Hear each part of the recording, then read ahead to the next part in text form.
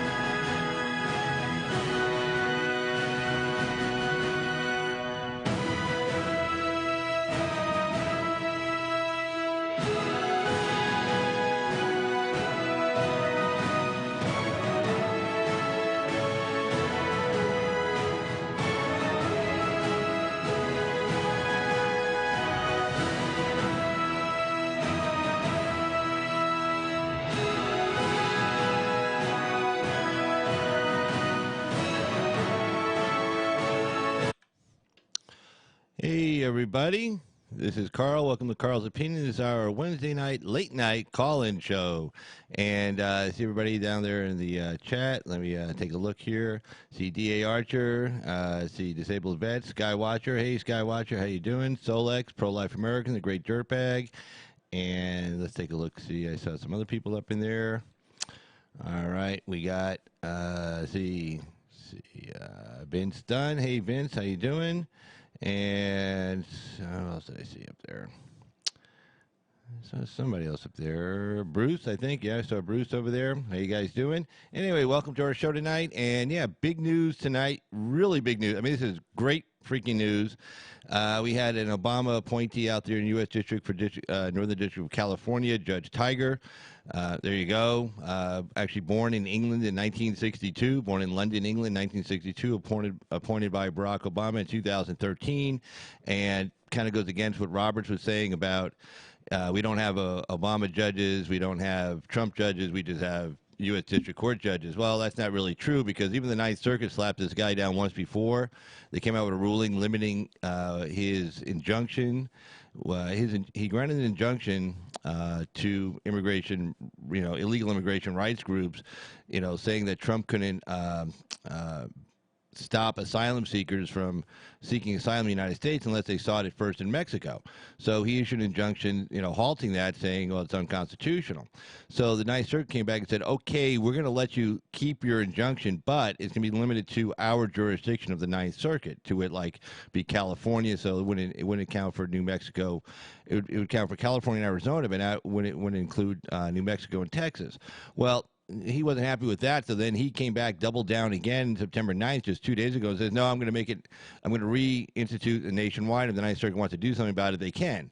Well, the Ninth Circuit's like, hey, buddy, we're like the most liberal, Circuit Court of Appeals here in the country, and you're still going to go against us? No, we're going to slap you down again. So they slapped him down again. The Trump administration now had really good ammo to go to the Supreme Court and say, hey, this is getting out of control. You need to stop this. And this was a 7-2 decision by the Supreme Court. It's not an actual written ruling. What it does is it lifts the injunction pending the outcome of the case. So the case still has to go through the full-blown trial at the U.S. District Court level.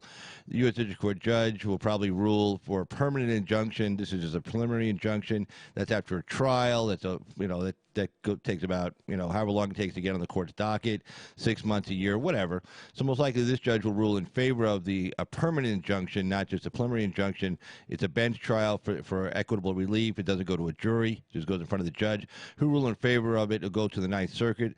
The Ninth Circuit may or may not, well, assume they may or may not, I don't know, after the 7-2 decision from the Supreme Court, the Ninth Circuit may say no, but say they say yes.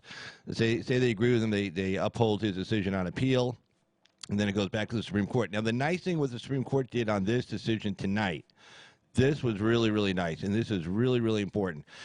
They didn't just lift the injunction. They lifted it. This is not just pending the appeal in the Ninth Circuit or, until it gets to the Ninth Circuit. They said it's lifted until it gets to the Ninth Circuit. And if the administration asks for a writ of certiorari to the Supreme Court, which would get granted, it only takes 4 justices to grant writ, and it goes to the Supreme Court, the lifting of that injunction stays in effect all the way through till judgment by the Supreme Court. So that's basically 2021. So regardless of what happens at the U.S. District Court level, regardless of what happens at the Ninth Circuit Court of Appeals, President Trump is going to be allowed to deny asylum to Central Americans who have not sought asylum in Mexico first. It's a safe first country. That's very, very important. That just kicks it right past the election. It allows the Trump administration to say, no, you have to stay in Mexico. Now, the nice thing about that is, one, the Mexicans stepped up on this. They had to be coerced a little bit with the 5% tariff threat, 5% per month. Basically, we're going to start tariffs in July, put it 5% per month, and keep going all the way till October till it's 25% tariffs. The powers that be in Mexico were, pretty much went to the Mexican president. Basically, it's an oligarch, but being an oligarch, the money is what puts people in power there. The big money, the ranchers, the manufacturers, they're the guys who, it's not the votes, it's the big money guys, okay? The big money guys went to the president and said, hey, look, we don't care about these Central Americans, okay? this isn't a ban. This isn't a ban on Mexicans coming across the border. It's not a ban on Mexicans going across the border, going there illegally, because there's a ban on that. But I mean, it doesn't. It's not specific to that to us in Mexico. We can, our people are still going to come across illegally, still going to send remittances back to our country. We're still going to make money back here. That the hell with the Central Americans. We don't want any tariffs on our exports to the United States. We are Mexico's single largest trading partner. We import more of Mexican goods than any other country in the world. So I mean, do the math, okay? So the Mexicans agreed to take in our asylum seekers, let them stay in Mexico as long as they spoke Spanish. And then, hey, look, we don't want anybody speaking French, but my guess is they'll probably negotiated something else. I'm sure we're paying something. They put 25,000 troops out there. And next, one of the stories I'm going to cover here, and you saw in the intro, was that since May, immigration interdictions at the border have been down 56%, went down 20% in July, total of 56%. It started as a big number, it was over 130,000, but still 56% cut, and that's due to Mexicans taking in the asylum seekers, because it's not just the fact that they're holding them there and that's less people coming across, it's the fact that it's deterring people from Central America even coming. And with this Supreme Court case, and trust me, this is going to go across Central America it's already there. These people, we're covering it right now. I guarantee it's covered everywhere in Central America. This hit the news, their news like big time, okay? Saying, look, because now if you try to make that trek up north and you hit the U.S. border, well, if you haven't made a claim for asylum in Mexico first, you can be denied. We don't have to hold you. We don't have to detain you. We don't have to keep your family together. We don't have to do anything. We can say, you're in Mexico. Have a nice day. And these people are like, well, no. I wasn't really. These people weren't really seeking asylum. Okay, they were just trying to get into the United States, figuring we can't hold them more than 20 days, can't separate families, and then we basically. They can just slip into the United States, and then never be seen from again. We never see them again. So now that they know that they have to stay in Mexico, they're like, well, the hell with that. I can go to Mexico anytime I want. You just walk across the border, which told you that these weren't real asylum claims. Now, for the people that have real asylum claims, good. What that does is it frees up ICE, it frees up Customs and Border Patrol, it frees up the asylum court judges to actually hear the real asylum claims, because only about 10% of them are real, but now it frees them up to hear real asylum claims. I have no problem with granting someone asylum if it was a real asylum claim. They go to court, the judge listens to it, there's argument on both sides, judge goes, oh shit, that's a real asylum claim. You're really being persecuted. Okay, well, you seem like a nice guy. Come on in.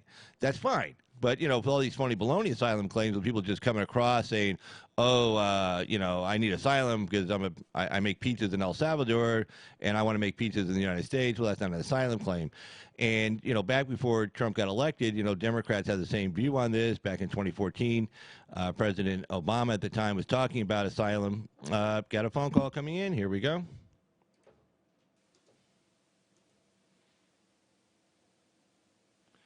Hey, disabled vet, how you doing? Hello? Hello? You there?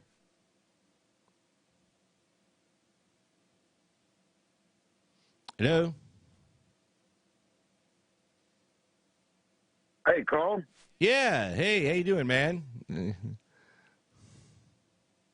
Hello? I am doing well. Hey, man, I got you, but I got a little bit of an echo. Yeah, I had that problem the other night. I am here. Yeah, I had that problem the other night with FE2, and I can't figure out what's going on with that. It sounds good going on the screen, but my voice to you is coming with an echo. Let me try turning something down. Hold on.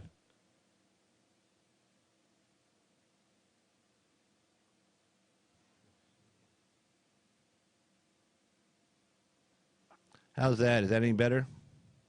You're still getting an echo.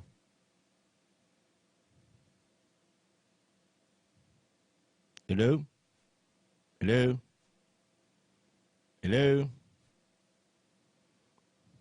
Yeah, Hello? I'm still here, but it's the audio was really freaky for a minute. Okay, is it low? Is it too high? What's it doing? Tell me. Well, you are very modulated. It's a little hard to understand you. The echo seems to be gone. All right. Yes. Well, Hello. all right. How's that? Is that I'm still here. Okay, is that good? Can you at least make me out? Can you at least make out what I'm saying?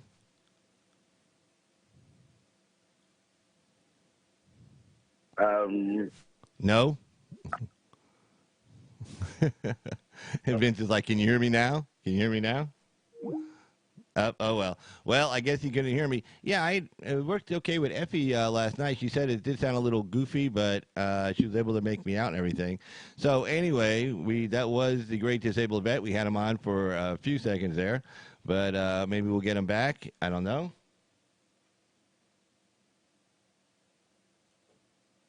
All right, so there we go. Okay, so anyway, back to our story here. Supreme Court authorizes Trump to deny asylum to Central Americans. Let's take a look at that story. Then we're going to play a clip from President Obama from bad delay, heavy echo, and modulation was high. Huh. Well, shit. That's not good. All right, I'll have to figure out something like on that with a phone call. And let's see. I don't know what's going on with that. Well, I don't know what's going on with that, but we'll have to figure out those technical problems there. Oh, let's see, we got the great douchebag. Let's see if we got a problem with him. Hey, great dirtbag. Okay, can you hear me, or how am I doing over here? What's up, Carl? How you doing? How is everything? Fine. Can you hear me good?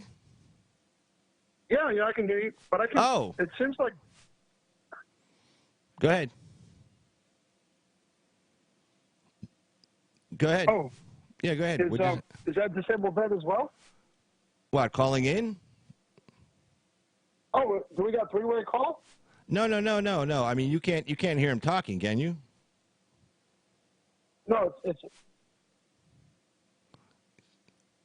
Okay, can you hear him? Oh, well, do you want me to hang up? You want me to hang up, but I can call in after disabled vet?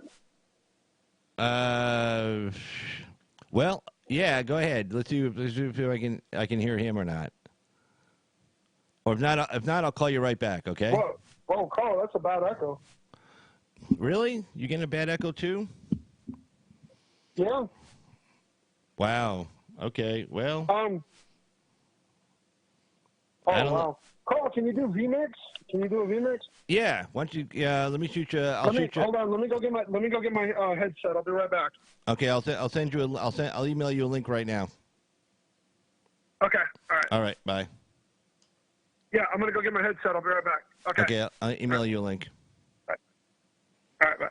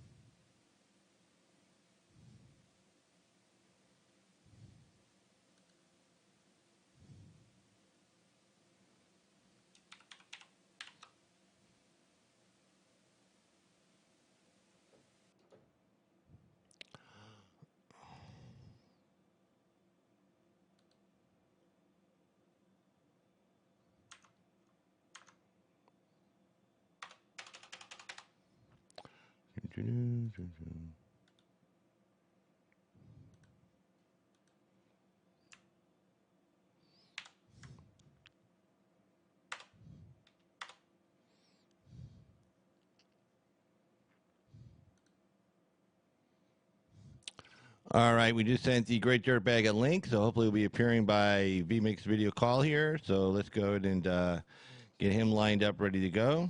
So let's see, here we go. Caller 17079. Okay.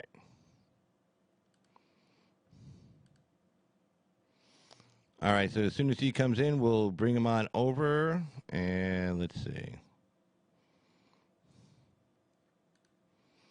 All right. And that should be, let's see.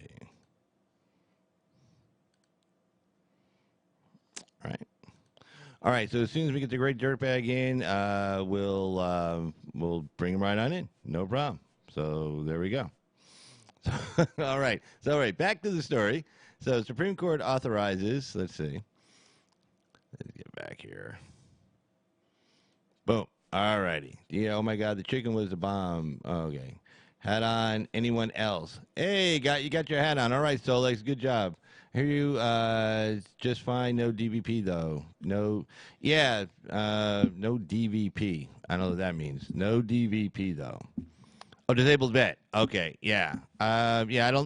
I don't know what happened on that one, DA, with the phone line tonight. Beats me. I had Effie on there the other night for like an hour. I had the Great Dirtbag on a couple of nights ago for about 2 hours. So beats me on that tonight. It's just one of the, who knows, man. The trolls did it. We'll just blame it on the trolls. We won't blame it on me. We'll blame it on the trolls. Why not? It sounds better that way. All right, so anyway, let's get to this story. Oh, can you hear me? There's the Great Dirtbag coming in as we speak. That's better. All right, so let's get him over here. Was Disabled Vet going to join us? All right. Okay, can you hear me there, Mr. Dirtbag? Yeah, I can hear you. That's a lot better. Now we got a problem with his sound. Better than the, yeah. Okay, well, why not? Sure.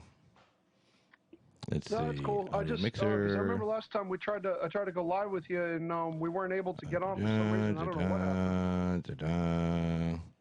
Caller 1. All right, the Great Dirtbag, say something. Yo, what's up, everybody in the chat? How is it going? Yep, I think he good. I think we can hear him. Hold on.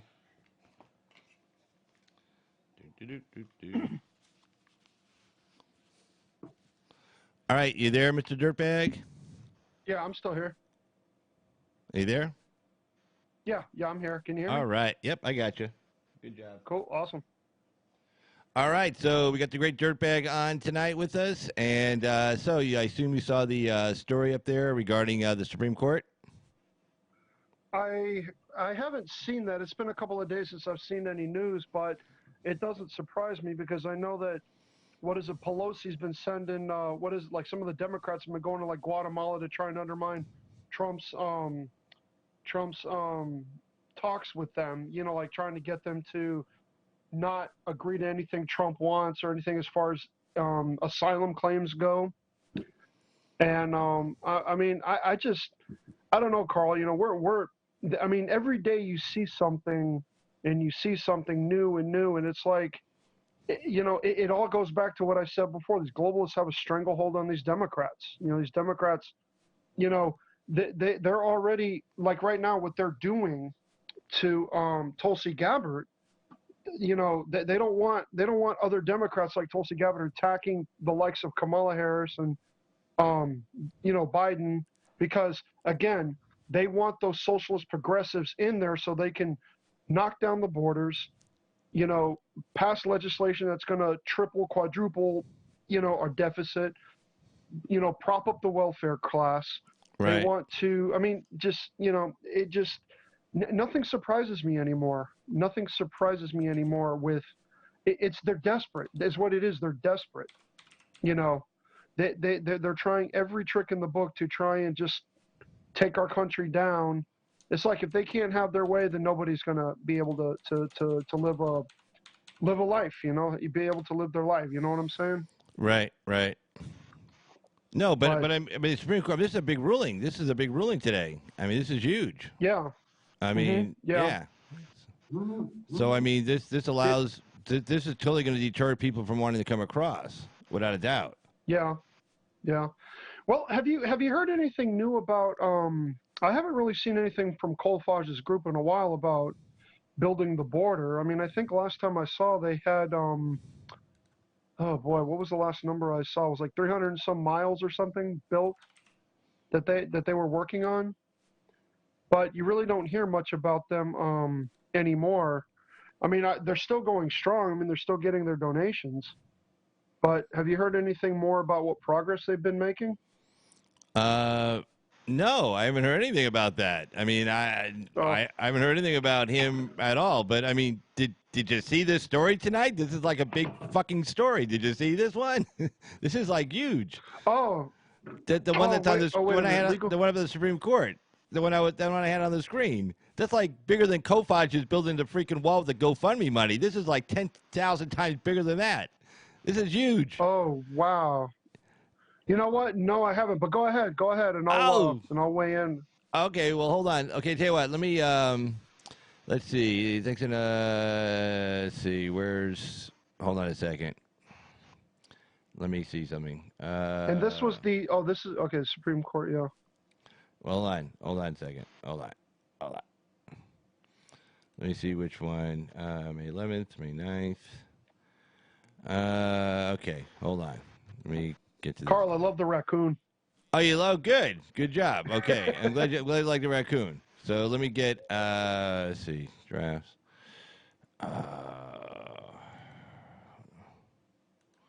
Dupe. Okay. Z.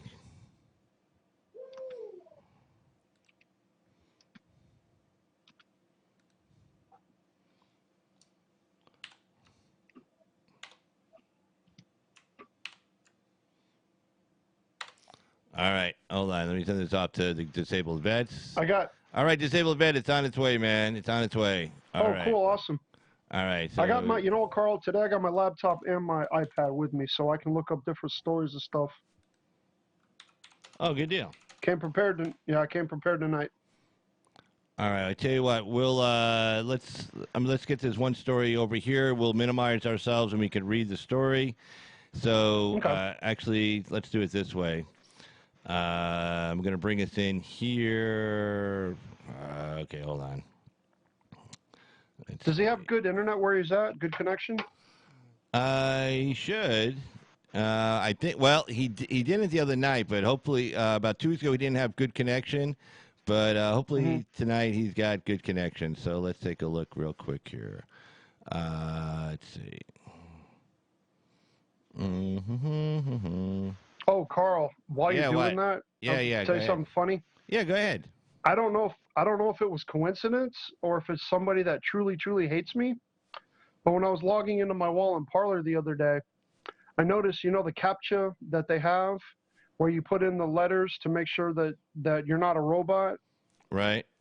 I literally saw the word jerk in there. I am not kidding. I'm not kidding. Carl, I am not kidding. Now, it could be coincidence. I don't know. But, you know, if I were a gambling man, I'd say, you know, somebody probably hates me. You think? Well, I mean, I just I don't know what to think of it, you know. Right. It's it's just one of those things. I guess you just either somebody did it deliberately or it was just a random thing, you know. Well, I mean, I want to know what to make of that. You know, I don't know if that's a bad thing or a good thing. Well, I mean, what do they actually do? Tell me, what do they actually do? I'm missing this a little bit. No, well, okay, you know how you go in and they have the CAPTCHA where, you know, we need to identify you're not a robot, right? Right. And they'll have you like match pictures. Yeah. Well, in Parlor, they have these letters in capital and lowercase letters, and you punch in each one, and you have to look at each letter carefully, because what they're doing is they're trying to make sure you're not a robot. But when I was doing it, I think it was the other day, I think it was a few days ago, when I was doing it and I was looking at the letters, I noticed that the word jerk was like the last 4 letters. When I was trying, you know, like the last step before you go into your wall. So I'm like, man, I wonder if this was somebody. It just hit me, you know. Wow, maybe somebody sent this to me on, you know, because you know when you download something from like a Google Play Store or the Apple, you're subject, like, you know, because my Parlor app was downloaded from the Google Play Store, right? Right. So I'm subject to their algorithm searches, even though I'm searching on Parlor. So it's kind of funny that I would see something like that. You know what I mean? But I mean, it could be coincidence. I don't know. Could be a coincidence. Could be. Let me see if I can get us in here to look at this one story real quick, and I'll minimize this here. Let's see. Let me get this desktop headline here. Here we go. Sorry, Carl. I should have come better prepared tonight. No. It's been a couple of days since I've seen any news. No. Relax. Don't worry. Let's see. Let me just get this off. Boom, boom, boom. Oh, while you're bringing oh, sorry. Okay, here we go. Boom. All right, let's bring this down. All right, let me see here. Let's see. Overlay 1. Here we go. There we we go. All right. Anyway, can you see that story? Can you see it on the screen? Supreme Court authorizes Trump. Yeah, I can Okay. see it. All right. Tell you what, Yeah. we're gonna go through it then, and let's take a look. All right. So to the story. Here we go. Supreme Court authorizes Trump, and we'll drop the size a little bit here. Don't. There we go. Supreme Court authorizes Trump to deny asylum to Central Americans. While legal challenges proceed, new rule requires refugees to seek asylum in another country they enter before arriving at the U.S. border. This is excellent news. Washington, by the Wall Street Journal. The Trump administration can deny asylum to Central Americans who cross through to the U.S., the U.S. Supreme Court said Wednesday, giving new life to White House efforts to deter a flood of immigrants seeking refugee at the southern border. The court's action, which came in a brief written order, effectively set interim rules that allow the administration to enforce its asylum restrictions while legal challenges to the policy continue, a process that could last many months, all the way through 2021, actually, because it's got to go back to the U.S. Circuit Court. They're going to have to get a trial date setting, do discovery, depositions, a whole 10 yards, go to trial. That's probably 6 months to a year from now, easy. Then it's got to go to the Ninth Circuit, whoever appeals it. Then it's got to get ruled on by the Ninth Circuit.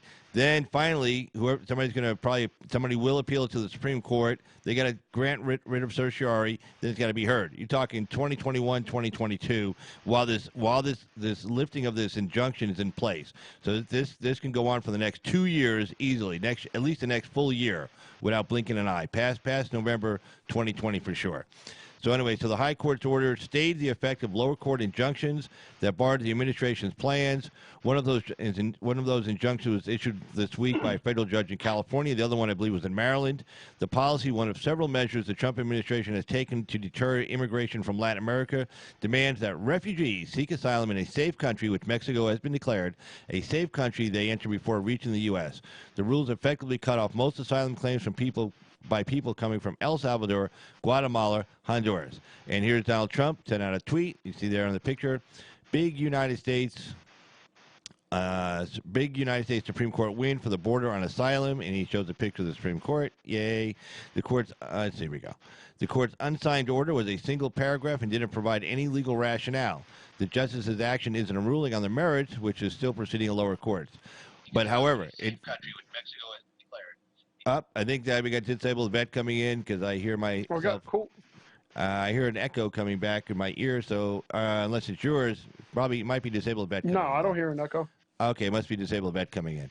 Wednesday action stands in contrast to an earlier Supreme Court order from December, where with a 5-4 vote, the justices declined to lift lower court orders blocking a less severe Trump administration policy that denied asylum eligibility to applicants who didn't appear to present themselves at an official port of entry. Okay, that decision I understand. Hey, Irina Linsky, how you doing there?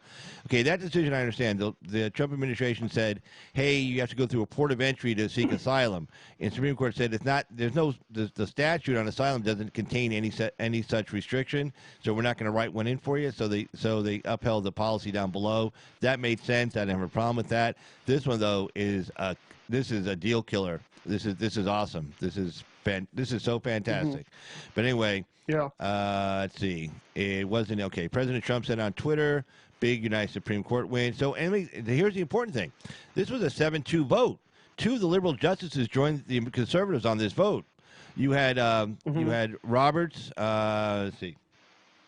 The conservatives, you had all the conservatives. You had Roberts, Gorsuch, Kavanaugh, Alito, and Thomas, but they were joined by the two of the liberal justices, Breyer and Kagan. Sotomayor and Ruth Bader Ginsburg dissented, but Breyer and Kagan ruled with the conservatives on this one. That's really big, a 7-2 decision. It wasn't something like 5-4. So again, this is like pretty freaking awesome. But hey, go ahead. Oh no, go ahead. I was going to say. Yeah, go ahead. These liberal judges, I think, do stuff. I mean, don't get me wrong. I'm glad they sided with the conservatives on this, but and I give credit where credit is due. But sometimes I think they do this just to take the heat off them a little bit when they push, when they push liberal agendas and liberal policies to try and open our borders, and they do this sometimes. Sometimes I think this is a tactic that they do to, throw off the heat. And then when the heat comes off them a little bit, they kind of go back to their agenda is, but I mean, like I said, I give credit where credit is due. I'm glad that they came to their senses on this decision, but Yeah. it's just, it's like Ginsburg. Not to change subject, but when Ginsburg, she kind of, stood her ground against AOC and upheld, what was it, the decision for the Electoral College. I'm not a fan of Ginsburg, but I applaud her for, at least sticking to the foundations in the Constitution of the electoral vote. Right. And sometimes if these liberal judges would just, I don't know, because the pressure comes down on these people. You got people behind the scenes that are pressuring these people to fight Trump at every turn, at everything that he is trying to do to turn this country around. And obviously they don't want another 4 years of Trump. And that it's just, it's mind-boggling. It's mind-boggling that they don't, that they just, it's almost like I was saying earlier, they want, if they can't have their way, nobody's going to have their way. But, now you have Mexico, who is doing more to protect our, American citizens in our own Congresses. I don't know if you saw that video of the African migrants, fighting with Mexican police. I guess I don't know if they were trying to rush the border or not, but they had that one guy who was fighting with the Mexican police. But I don't know. I don't know. Is Mexico send? Because they have those waterways too that people can come across, and I don't know if they have troops or their National Guard checking those points of entry where they can just hop over the border, parts of the Rio Grande and everything. But Yeah. Carl, I'm going to say I don't care if a judge is liberal or conservative, but freaking follow the Constitution. Do not. I'm just. People are tired of these activist judges trying to hold us hostage. I mean, it's almost amazing that the Ninth Circuit Court can have as much power as it does. I mean, we're talking about almost as much power as the Supreme Court itself. Yeah, well, even they limited themselves in this last time, though. They said, look, we're just going to limit our jurisdiction to just the jurisdiction of the Ninth Circuit, which for the southern border just would include California and Arizona. It ends I believe, at the border with New Mexico, and then New Mexico, Texas. I think that goes to the Sixth Circuit or the Fifth Circuit. I can't remember. So they said, and the U.S. District Court judge said, no, first he issued a nationwide ban, so it covered all the border, right? And Ninth Circuit even said, okay, I'll tell you what, we're not going to overturn your preliminary injunction, but we're going to limit it to just our jurisdiction within the Ninth Circuit, period. And then they remanded it back to him. Well, then he wasn't happy with that, and so he told the Ninth Circuit, well, screw you, I'm going to issue another nationwide injunction, and if you don't like it, you can do something else. So sure enough, they came back immediately, and they said, no, it's limited, and all that did was give... because that demonstrated to even, I think, the two liberal justices. I think what it showed them was that, Roberts probably went to them and said, man, I guess I was wrong because this guy's a nut. He won't even listen to his own Ninth Circuit. We got to do something about it. And even the two liberal justices even agreed, like, yeah, this judge is out of control. You can't get rid of a U.S. District Court judge. You can only impeach him. It's on for life. So I think that's why the two liberal Supreme Court justices said, hey, you know what? We're going to we're going to side with the majority. Hey, let me ask you this question. So when you were on the phone, you said you heard this really bad echo. Is that what you were saying? Yeah, I don't know what it is. We can probably guess what it is, but I know it was a bad echo. See, I couldn't tell if it was disabled vet, as well as like if it was three-way call or two-way call, but it was a really bad echo. I mean, I don't know what the deal was. I mean, we can probably guess what the deal was, but maybe I don't know. Maybe it was auto. I mean, I don't know. It could be auto connection. Maybe two people trying to call in at the same time or talk at the same time. That I'm not sure. I couldn't say. I don't know. I was just looking at the mixer board. I'm gonna have to figure that one out. Oh, there's disabled vet. Disabled. Can you hear us? Oh, cool. Yes, I can. How are you folks this evening? Very good. Let me. Hey, disabled. What's up? I'm gonna turn you up a little bit here. Here you go. What's up, brother? Good to see you. Hey, what's up? Great to hear from you. Hey, great job on the R-rated conservative the other day, brother. Oh, thank you for that, man. Yeah, it was an honor to Dude, get the first invite for his show. dude, he's funnier than me. He's funnier than me. All right, so we're Yeah, joined by he's the a great riot. disabled Oh, yeah. vet's perspective, and here let's bring us all up here. I'll bring us up on the main screen here. Boom, there we are. And let's take us down, and there we are. Carl, it is great to see you, brother. It's been a very long time. I've been hiding, I guess. But, glad we're finally getting the band back together. Yeah, Yeah. I guess you could say that. Sure. So Carl, I'm not getting. you're not getting what? I'm not getting the notification. I got the notification tonight, but the other night when you went live, I didn't get the notification. Oh, really? So we all know what's going on there. But you know what? I'm not helpless. I can check your community post to see if you're going live or not. You know, so that's what I did tonight to see if you were going live.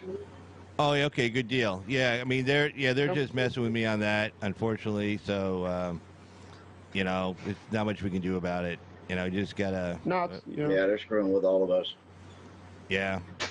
But, you know, I mean, we're still on. So, I mean, there's something to be said about that, I guess. Yeah, So, yeah. yeah, That's that's a start. right. Let me see. Well, I think YouTube's always been more friendlier to conservatives than Facebook or Twitter. I mean, let's be honest about that. But the key word I say is friendlier, not overwhelmingly friendly. Just, you know, they seem to give us a little bit more of a they give us more of a platform to speak on. And what's even funnier is that I've seen Bernie Sanders advertisements and Kamala Harris advertisements for their campaigns on conservative channels. That is the weirdest thing. I mean, but hey, you know, I don't know what to make of it. I don't know. Yep. But I know. well, you know, I think they're trying. I think they're thinking they probably have to, you know, reach out. Like she's kind of in some trouble right now, as far as like where she is in the polls right now with the Democrats. So I think she's trying to do whatever she can to give herself a boost here, because she's not doing so good right now. I mean, she's got some serious problems going on. So you know, Yeah. she had that one little boost with that little jab she made in the state, but she didn't follow it up with anything. She didn't do anything about it after that. She just kind of like she had no big plan or anything to do anything. So it just kind of died there on the vine. You know. Yeah. Well, you know, Yeah. it's. No, oh, go ahead, Vet. I'm sorry. Well, the only thing I was going to add is that it just seems like the Tulsi Gabbard thing, they've got her head on the chopping block. And what I think is going to happen is they're going to cause her to run third party. And that should fix their grits real good, because she'll split that Democrat vote, the little bit that they'll have in place to begin with. I think Tulsi Gabbard is actually somebody to look at and pay attention to in the future, because even though she may be a socialist Democrat, at least that's my take, she seems to have some moderate views, and I think she's smart enough to know that a lot of the country does not want to go in the direction that the progressives want to take it. I mean, she just came out and said not too long ago that open borders is a bad idea. I mean, I don't know if she's still, I don't like some of her gun policies, but I think if Tulsi Gabbard can stay the course and maybe, you know, stay true to what she's, you know, maybe she can try to appeal to voters and keep her message going for a 2024 run, because she might be able to, you know, she might be the one that can actually bring some sanity back to the Democrat Party. Again, key word is some sanity. You know, maybe she can actually give the blue dog Democrats a voice in the party rather than allowing these socialists to completely take over. Because I remember I made a comment in her video today, and you know, I was commending her. You know, I was you know, giving credit where credit is due. I do that. I do give credit where credit is due. And this guy comes on and he's like, she was being, hold on, let me see if I can find the comment. It won't take me long.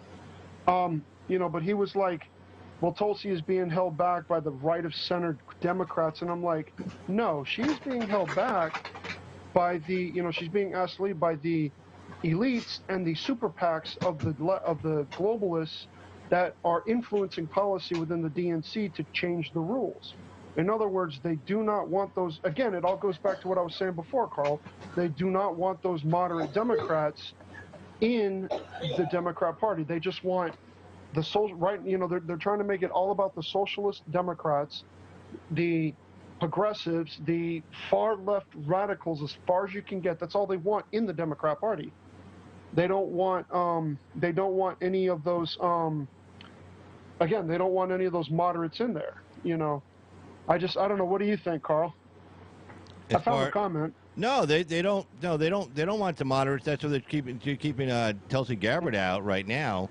But yeah. well, I mean, I think Tucker was covering this tonight, and he was talking about like you know how Trump just helped when Dan Bishop got that congressional seat down in North Carolina.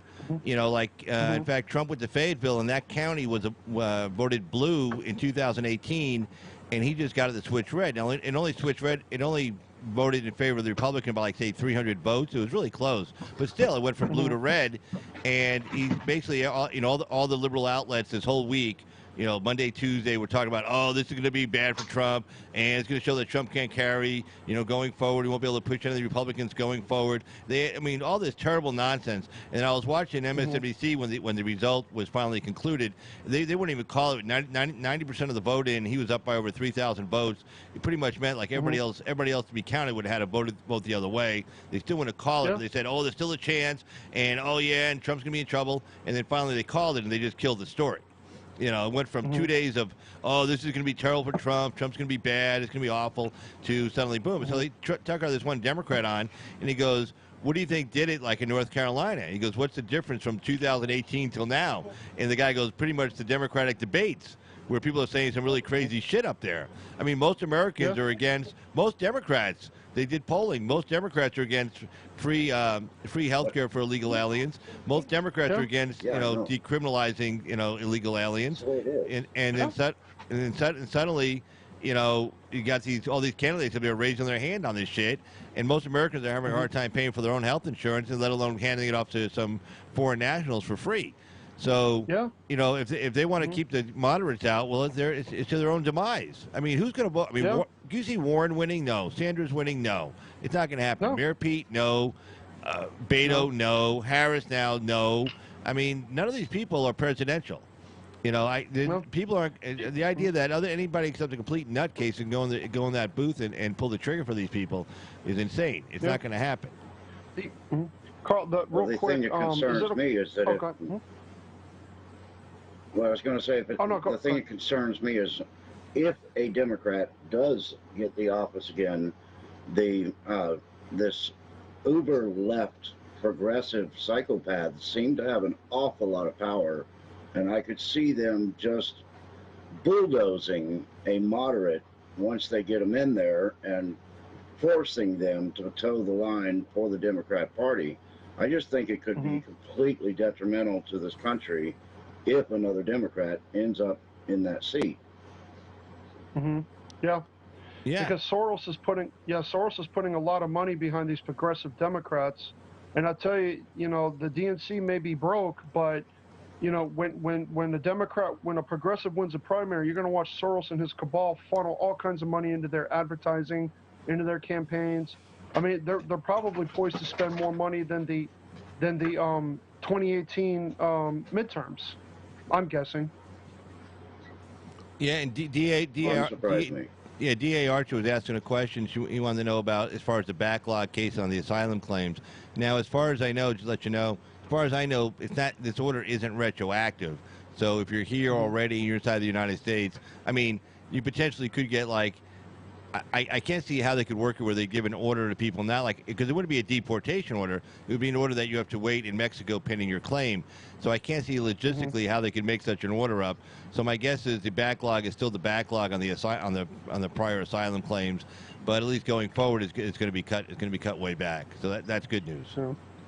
At least that's Carl, good. with your permission, I found that comment, but if it's okay with you, I can read it real quick. But if not, it's cool. We can go on to something else. No. I mean, there's nothing bad on it, right? Oh, no. Okay, yeah, go ahead. See, go ahead.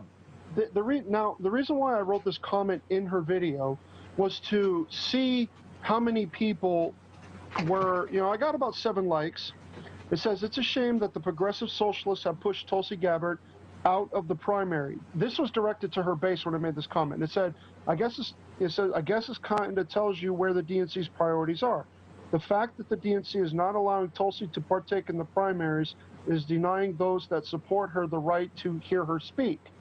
I guess my question would be to those who support Democrat candidates from all walks of life going to allow the socialist are they going to allow the socialist Democrats to completely take over the party and not let the moderates or blue dog Democrats have a voice? 7 likes. Now this one guy writes, the great dirtbag, so what does that tell you she needs to do? My response to him was, well, for one thing, she can continue her message for 2024. She can start building support among voters. If she does decide to run, she can expose what's happening within the Democrat Party. She can help bring awareness to the dangers of what the DNC is doing, because what they're doing is very dangerous. Yeah. Because if they can block Bernie Sanders out of the primary like they did in 2016, then get Bernie to support the candidates that wanted to win, they can do the same to anybody that is a member of the DNC running for office. I can tell, and one guy goes, oh, you's confused me, thanks. And I responded back, no, I think you's confused about what's happening around you. Now, he says, I'm merely saying that Tulsi is a socialist Democrat, being that she supported Bernie in 2016 and is running on a similar program to Bernie. The neo-lib center-right DNC is blocking her, as well as the MSN, also center-right. That is not true. My response to him was, actually, it's the globalists and their special interest groups and super PACs who control the DNC that are influencing policy and changing the rules to where moderates like Tulsi Gabbard could not compete or have their voice heard if they didn't have the groupthink ideology like the rest of the far-left progressives who are like AOC. As for Bernie Sanders, who allowed the 1% globalist elite to walk all over him and forced him to support Hillary, does not have the backing that he used to have 4 years ago, which is very true. Why didn't Bernie stand up for himself when he was cheated? That's the question I would ask those who still support Bernie Sanders. And this is for those in the cheap seats as well. I hope Tulsi, and like I said, maybe she can bridge the gap between those that have different ideology and beliefs within our country. And I truly believe if Tulsi Gabbard is true to what she is saying, the key word is true to what she is saying, she might actually could be what heals the divide within the Democrat Party if she stays the course. I mean, she has to, now she wants the conservative voters, she needs to back off her anti-gun laws a lot, not just a little, but a lot. Yeah, I well, mean, you would think somebody. Yeah, she's from Hawaii, so those people think they're very liberal. I agree with you. They're very liberal on gun laws. I mean, she's going to have to make some kind of accommodation. Somebody was making a good point today. I forgot who it was, but they were saying okay, right now you have Trump derangement syndrome. So you got everybody going far left, far radical, and the only thing keeping the Democrats in the game as far as for winning the general election is the Trump derangement syndrome. Right, because if there wasn't the TDS, Trump derangement syndrome, the Democratic Party right now would be a disaster. Nobody would be following AOC. The majority of people in America would be like, those people are crazy. See you later. But there are a certain group of people who hate Trump so much they'll even consider these idiots over there. But now here's the deal: if Trump wins re-election in 2020, then you don't have Trump to fight against for going into 2024. So then if these people come back with these same freak-out policies in 2024, they're going nowhere. So they better start looking at people like a Tulsi Gabbard's, because Sanders and Warren, they'll be way too old. Harris, she's a one-trick pony. Mayor Pete, he's got so many. She likes her tricks. Yeah, and she slept her way to the top, it sounds like. And Mayor Pete's got his own problems. So, I mean, as far as the future of the Democratic Party, they better start looking at some moderate people, realizing the country's always gone center-right or center-left. It's never gone far left or far right. And whenever a party nominates, we nominated Goldwater in 64, got our asses kicked. They nominated McGovern in 72, they got their asses kicked. I mean, and the parties generally have tried to stay away from that ever since, respectively. So, I mean, why they're going this way? They're going this way now, hoping that people just hate Trump so much that they'll be able to squeak in somehow. I don't know. if they ever start handing down the indictments for all the crimes they're exposing, then there may not be much of a party left to compete with. But I just the more I hear about people being let off the hook for the crimes that they've committed, the more discouraging that becomes, though. Yeah, I mean, it is discouraging. But it's always been like, when people have a lot of money and a lot of power, they're able somehow to skate. Whereas people like you and me, if we were accused of anything close to that, like the one guy in the Navy who took a picture while he was in the sub, and he was getting sentenced to nailed to the wall. Yeah, he got nailed to the wall. But here's Clinton with on a non-government server that's accessing it through her local Comcast cable station, and she walks out the door. This guy, nobody claimed he intended to spy on the ship he was on. Nobody claimed he was trying to commit treason. It was just that he took a picture and he posted and he shouldn't have taken it, but yet that's still a crime he was going to go to prison for and get dishonorably discharged. So, but yeah, here's Clinton doing something far worse, and she skates. Money and power. Mm-hmm. And you got Samantha Powers, Susan Rice right now, McCabe, Strzok, all those people. I don't know if any of them are going to get indicted or not. I have no idea. Comey looked like he's going to walk. He's covered his ass 7 ways to Sunday. So I don't know. We'll see. I hope that some people pay for the shit they put us through for the last 3 fucking years. I mean, 3 fucking years over this mess.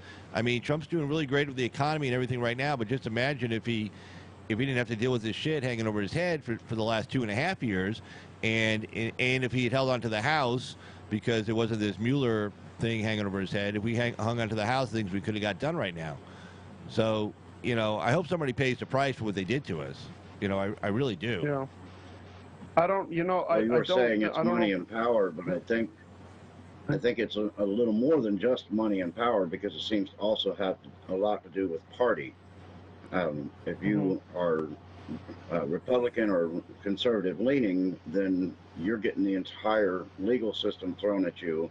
But if you're a Democrat, you're getting waved off and passed through without checking ID or anything. Yeah. Well, I mean, the system, like it's all this stuff that Obama did back in in his 8 years of office. You have all these people, prosecutors who have liberal ideology that, I mean, it kind of makes you wonder, like, what they, like if let's say you're being accused of a crime, right? And let's say they want to slap other things on you. They find out what your political leanings are. They might just try and find something else on you just for the heck of it, just to make your life even more miserable, Right. I mean, it's and a lot of these prosecutors. Mm-hmm. I have a question for both of you, and this is just a question to make you go, we know that Bolton got removed, which is a very good thing. I was really discouraged when he brought him in, but here is my thought. They're getting ready to basically, with General Flynn, he's getting ready to be exonerated. As soon as some paperwork comes down, they're going to be telling him to have a nice day. Do you both think that there's a possibility that we may see General Flynn back in as the advisor to the president that he had the position for originally? Wouldn't Trump have to pardon him? Well, he's pled. No, he's pled, but there's been no judgment of conviction because he's never been sentenced. Oh, okay. It's possible. I think, when Bolton came in, he cleared out a lot of Obama holdovers. Like, I think it was like on his first day or something like that. I don't know too much about that, about how that went about or anything, but, it seemed like Iran was, what is it now? Iran's kind of coming to the table to negotiate. Yeah, kind of quietly. I don't know if Flynn's going to have a part to play in that too. I mean, it could be maybe. I mean, then that's if he gets his job back. I don't know. There's so many things going on behind the scenes that we just don't know. I mean, we have, we would probably cringe if we saw half the stuff what we're seeing now. I mean, what we're seeing happen is probably not even half of what's going on behind the scenes. Right. And I don't know, Carl, what do you think? The thing with Flynn is This kind of tied into a story I covered regarding Kamala Harris. Although, well, I don't think I actually got to it. I had it in my queue. There was Kamala Harris's. What she did when she was DA, she refused to disclose material regarding witnesses like cops and stuff, any kind of negative things in their jacket, in their personnel record regarding their credibility, if they'd done anything wrong before, if they committed perjury, if they committed crimes before. That's known as Brady material, Brady versus U.S. And it means that if you're a criminal defendant and you know you're his attorney, and I do criminal defense work, the state has to turn over Brady material. In other words, if they have witnesses, they know they're going to testify. If there's negative stuff in their personnel record, or they've been charged with a crime before, especially goes to cops, where you keep a list of anything a cop has done wrong that potentially could affect their credibility on the stand. You have to disclose that to the defense.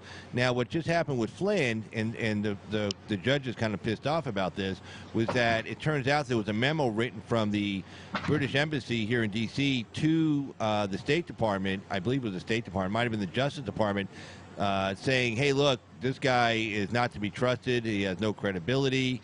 Don't believe anything he has to say." For the most part, I'm kind of paraphrasing. Now, they never turned it over to General Flynn's attorney. And the attorney he ended up hiring now pretty much wrote the book, literally wrote the book on prosecutorial misconduct. So I'm sure she's getting stuff leaked to her from the administration. So they're kind of helping Flynn without publicly helping him, saying, "Hey, there was a thing from the embassy saying, and it went to the State Department." And I think actually Judicial Watch might have uncovered it as well. So they're going back in the court saying, "Hey, the plea we gave wasn't voluntary." Because we didn't have the ability to make a voluntary plea because we didn't have all the information to know what we could or could not go forward on if we had to go to trial regarding what we were charged with. So they may be using this to try to undo their plea to begin with, to go back and ask to have their plea do a change of plea. So the change of plea would be, instead of pleading guilty to whatever the deal was, to plead not guilty to all the original charges and have it set for trial. So it sounds like that's what may be happening to Flynn, that they may be doing a change of plea based on any kind of Brady. To do a change of plea, it's not mandatory for the U.S. District Court judge to allow you to change your plea once you've already pled, and especially how much time has gone by. But if you can give them some good grounds to change the plea, hey, look, the plea wasn't voluntary because they didn't give us all the information. We didn't know how good or bad of a case we had or they had. So, but if you give him enough information, and he says, yeah, it wasn't voluntary, I'm going to let you change your plea, and I'm going to go and set it for trial. Have a nice day. So that's what may be happening with Flynn. I think at the end of the day, probably Trump would probably pardon Flynn. It all depends what Flynn did with. If Flynn, if Flynn gave the Justice Department a bunch of stupid crap, made up a bunch of shit about Trump, then Trump would say, well, have a nice day to you. But if he didn't, if he stayed loyal and he stayed honest, then I think he's probably deserving of a pardon. But there's no need to pardon him right now because he hasn't been convicted. He's not, unlike Manafort, he's not sitting in prison or doing any time. He's out of custody. Mm-hmm. Yeah. Go ahead, Vet. What were we going to say? I'm sorry. No, I was just listening. You guys are making good points. I almost don't need to say anything. No, I'm just, because, it seems like whatever Pompeo seems to be, I'll be honest, I didn't think Pompeo was going to last as long as he did. I mean, who knows? Trump could give him the boot next week. You never know. But it seems like Pompeo is at least, trying to work with Trump. I mean, I don't know. I don't follow Pompeo. I never followed him much throughout his career in politics. But, if Trump's doing something, there's a reason for it. I mean, that much I've seen. I mean, we can talk. He's obviously doing some degree of 3D, 4D, 5D chess with these people. I mean, it's like he's having deep state, I won't say operatives, but let's say deep state participants clearing out other deep state participants, and it's, I don't know. I mean, yeah, Bolton's a war hawk, but I don't know if he's necessarily a globalist or if he's just, part of the military. I mean, well, again, he's probably, if I had to say, he's probably more of the military-industrial complex that likes regime change. You know, and that's not something Trump is into. You know, but I just, you know, we just need to get out of all these, you know, all these. I don't know. We just got to get out of these countries that We need to that hate quit us, that don't. dictating to other countries. Yes, I yes, mean, thank that's you. what we Yes, need to do. Our other countries are none of our business. And the only thing we yeah, need to be dealing with in other countries is what kind of goods they want and what kind of goods we need from them. But we don't have anything to do with their politics, and we shouldn't have to support every country in the world with the taxpayer money that's from the U.S. So when we exactly. stop Yeah, doing that and we start taking care of home, then we'll all be in a lot better shape, I think. yeah. Well, I think Trump is slowly negotiating. I mean, I don't know if he's, you know, I mean, I'd like to see us get out of Afghanistan. Iraq, I don't know. Do we still have a big force in Iraq or a big presence in Iraq? I thought, were they We able got to a get it bunch of to where people the there Iraqi still. secured? Oh, okay. You know, because last I I think thought, we're still around 14,000. mhm. Yeah, but that's more of like a training force, isn't it? You know, like to train the security forces, or is it a peacekeeping? That's not much for peacekeeping force. I don't know, 14,000 trained soldiers is nobody's peacekeeping force because that's enough to liberate a city. Mm-hmm. Well, I mean, look, Uh, we need to get out of there. We've been there for 18. Look, when we left, mm, when we left Vietnam, okay, Nixon said, look, we've been there for 8 years. The Vietnamese haven't got their shit together. They're taking all, just kind of, God, it's like Afghanistan. They're taking all our money. They're not doing anything as far as helping their own people out. They're not fighting like we're fighting. They're not fighting for themselves. We're doing all the fighting for them, yeah. and you know we're losing all these guys, and these people don't even appreciate us being there, and they won't listen to us. And you know enough shit already. And you know 73. It's like we've been there for 8 years. So he's like, we're going to get the hell out of here. And he made for the South Vietnamese, he made a really shitty deal because he allowed the North to keep their troops in the South, which basically was, Mm-hmm. you know, signaling that the South is going to be over and within a couple of years, which 1975 it was, April of 75. So we left. A lot of people got killed who collaborated with us, who helped us, who were for, you know, democracy and free markets. They got killed or sent to concentration camps, but, you know, we stopped dying. And so you got us here for 18 years, gave these people billions of dollars, which a lot of them squandered off to Switzerland or wherever else. Total corruption. They haven't helped their people. Most of the people are in favor of the Taliban running the country because the government is so corrupt, and they just treat them like shit. And we're like, hey, and Trump's like, okay, yeah, a lot of people are probably going to get hurt once we leave, but, you know, enough's enough already. You know, the Chinese are in there right now mining all kinds of precious metals for, you know, iPhones and everything else. We're protecting the Chinese. We're protecting the opium market, which is selling, you know, putting drugs in on our streets. And, you know, he's like, what the hell are we doing there? You know, like, are Mm-hmm. we supposed to stay there forever? You know, and keep losing How much, guys? Carl? How much of a say did the Northern Alliance have when they drove the Taliban from Afghanistan? At least, you know, parts of the Taliban from Afghanistan didn't. Wasn't the? I thought the Northern Alliance was supposed to at least have some say in government, or didn't they have pick a representative that they wanted in the government, in the new government? I have, you know, I'll be honest with you, that was so long. See, that's the thing. That was so long ago. I don't remember, man. That was, who Yeah. knows, like, you know, 16, Hmm. 17 years I ago. think they're up to 4 tribes. Yeah, they're talking about Yeah, something. I've heard the number 4. I think they've got 4 tribes that are trying to compete for factions within the government. hmm yeah. But it's you know, I don't know. I mean, it's, you know, it's such a mess in the Middle East. I mean, the Middle East is, you know, even before, you know, the British came, you know, even before the British went into the Middle East, it was a mess to begin with, you know.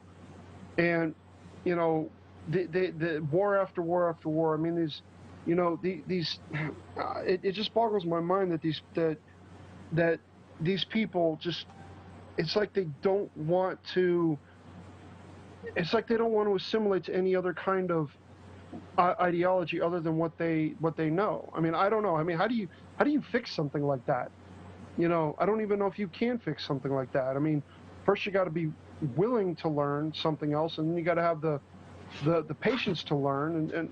And I just don't know. I mean, I don't know, Carl. What do you think? I'm not really educated in the ways of. Well, no, it's not. No, look, you're as knowledgeable on the subject as I am. It's we read the same stuff, but I mean, you think about it. I mean, there's probably some kid over there fighting right now who was born, after we started going there. I mean, maybe, I don't know. Like next year there'll be 18-year-olds over there fighting, and we've been there for as long as they've been alive. But I mean, look, these people, they don't. These people are just backwards. They've been backwards for the only person who ever controlled them. The only person who ever controlled them was Genghis Khan. And you know how Genghis Khan did it? He would bring his army, and by the way, Genghis Khan was very organized militarily. You ever studied, Yes. Genghis Khan? I mean, this guy, I mean, he wasn't just like, okay, everybody go charge and that's it. No, I mean, he had squads and platoons and, all kinds of setup. But anyway, he would ride up to a town or a city, and the people would be inside, and he goes, okay, here, you got two choices. Surrender now, okay, open the doors, or when we go in there, we're going to kill every man, woman, and child. We're not going to take any prisoners. We're not going to take any slaves. We're just going to slaughter everybody. And so at first, we were like, oh, F you, you're full of shit, right? So sure enough, he'd take the city, and he'd kill every man, woman, and child. He'd kill babies, infants, whatever.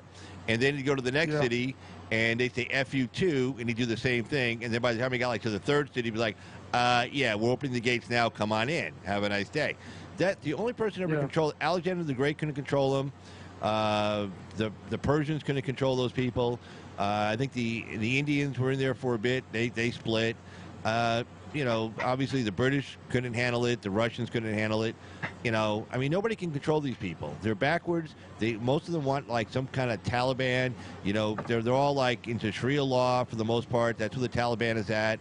You got a good sized minority of people who want equal rights for women and girls be able to go to school and not have to wear the hijab and all that. That's fine. That's probably like maybe 25-30%. But the majority of people over there want it Sharia law. Honor killings, the whole 10 yards, just like the Taliban was doing when they were in there. I mean, they didn't hold on to power because they were unpopular. Okay, they only lost power because we went in there and we just took them out.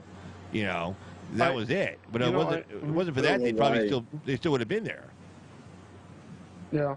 I don't know why they didn't take the opportunity once we had them on the ropes to just break up Afghanistan into 4 tribal nations and quit trying to deal with it as a one nation unit, because it's never going to happen. If they were to break it up once we declared victory over there, you're going to establish your borders and your tribes will govern your own portion of Afghanistan. And our job at that point is to make sure that they stick to the boundaries and get our people out of there, except for specific government people that would coordinate the borders and the new tribes with the country, but get the fighting forces out. Yeah. Well, I mean, does anybody think we need to stay over there and like keep helping these people? I mean, No. yeah, I mean, okay. I mean, and can we all agree that once we leave, there's going to be there probably will be a bloodbath, most likely. Oh yeah. Okay. Yeah. there yeah. you go. Okay. The thing is, it's been that way for entire history. So what really is going to change? Yeah. Nothing. Yeah. Nothing. I mean, it's people still ride on back of donkeys. They refuse to.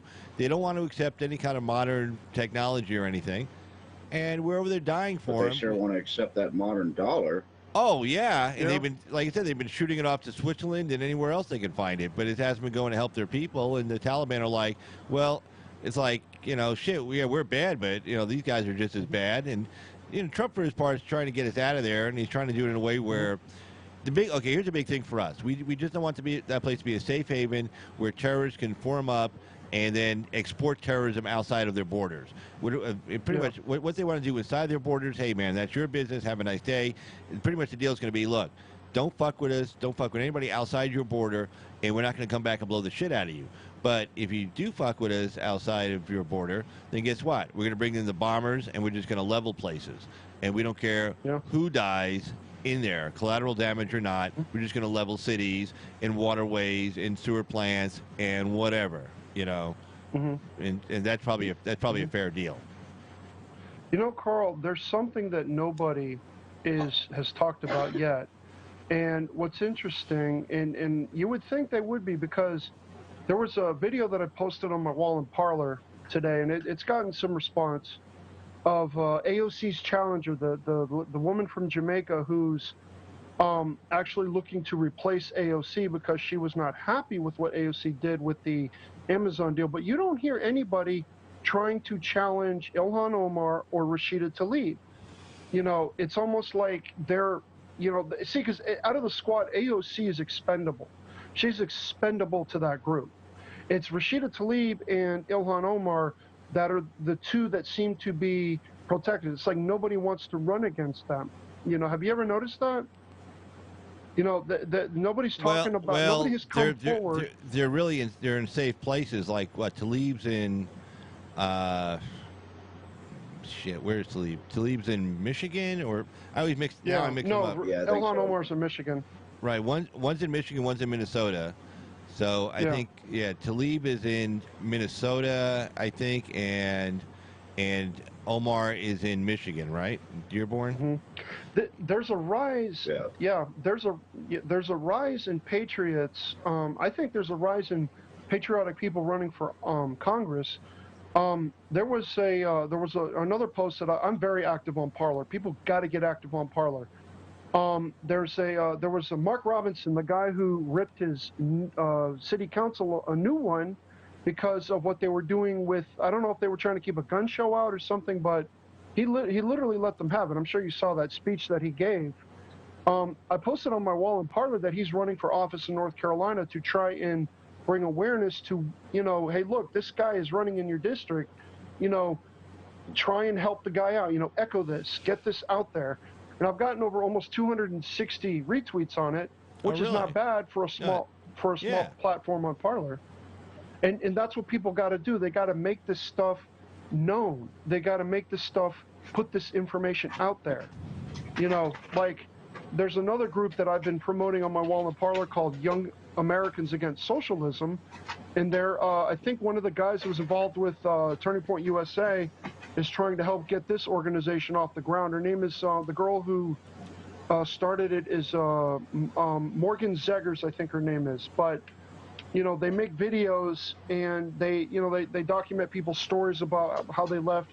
Like last video I saw that they left Cuba. You know, this guy left Cuba and he was explaining the dangers of socialism and what it leads to, and, you know, things that we know that the left obviously don't, you know. But their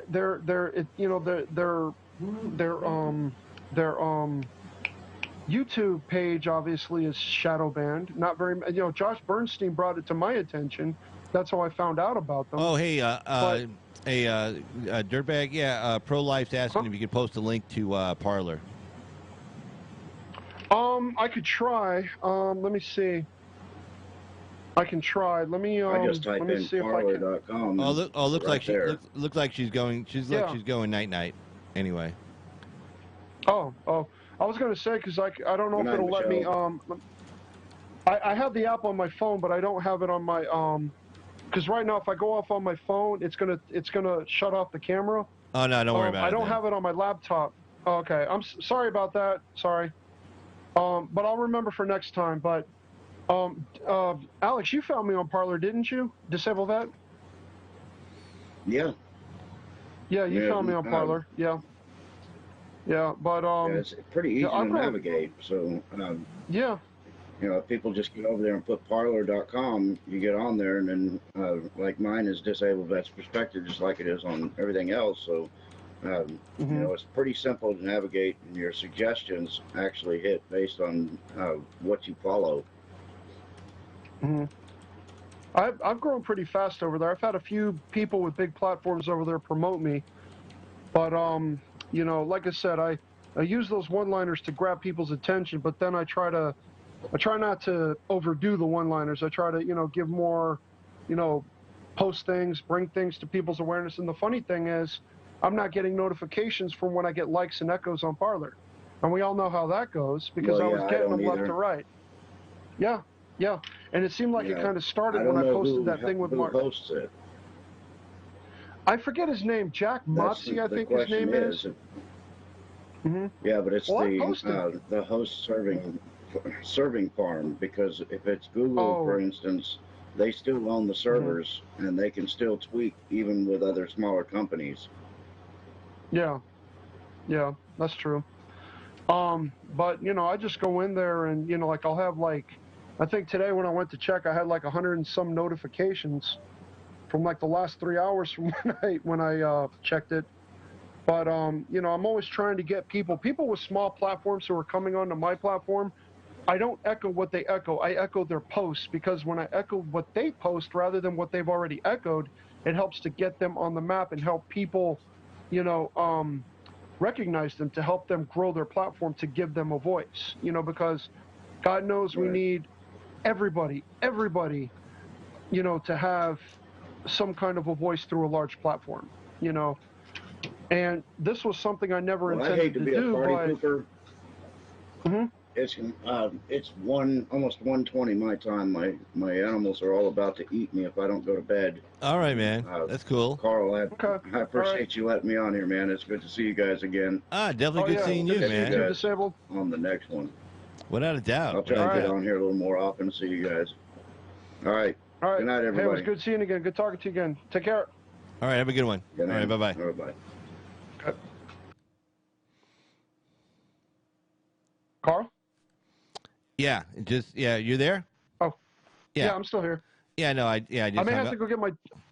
I may have to go get my portable charger here in another couple of minutes, but I can stay. I'll stay on as long as you're on. Oh, okay. Well, I mean, I don't want you getting freaked out or anything. So yeah, you're good. No. I got it because I didn't charge my phone. I'm down to 5%.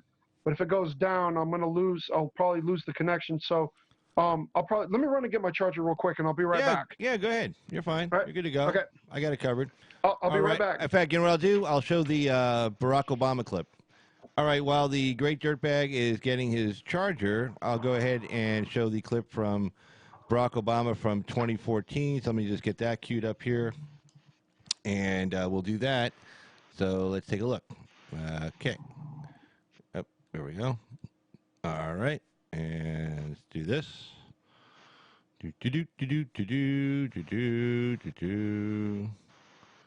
Take that out and leave that on there. All right, so let's go ahead and queue up Barack Obama. This is 2014 when the Democrats still cared about illegal immigration and cared about the rule of law, where people were making phony asylum claims and things of that sort. So let's see what he had to say here, and we'll bring him up. Here we go.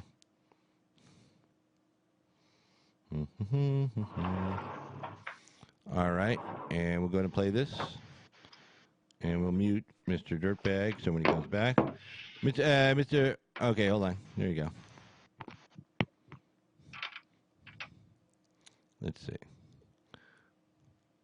Well, I don't know if you can hear me. Probably can't hear me yet. So I'll just go to mute him for right now. So let's see. There we go. All right, let's go ahead and play this.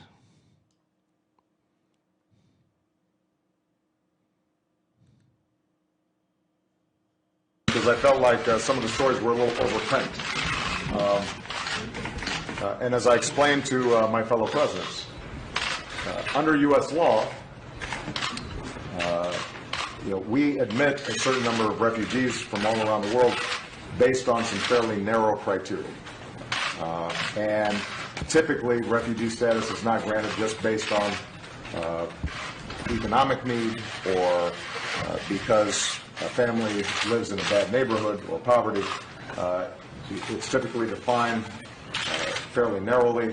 You have a state, for example, that was targeting a political activist and they need to get out of the country for fear of prosecution or even death. There may be some narrow circumstances in which there is humanitarian or refugee status that a family might be eligible for. If that were the case, it'd be better for them to be able to apply in country rather than take a very dangerous journey all the way up to Texas to make those same claims.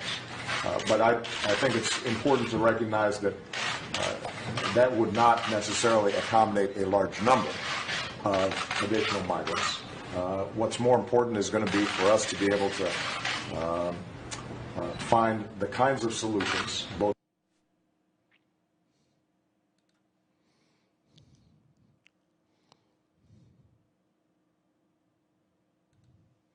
All right, and we're back, and here we go. All right, so let me get this back over here. Boom. All right, great dirtbag. Can you hear me? Yeah, okay. I just had to go get my charger.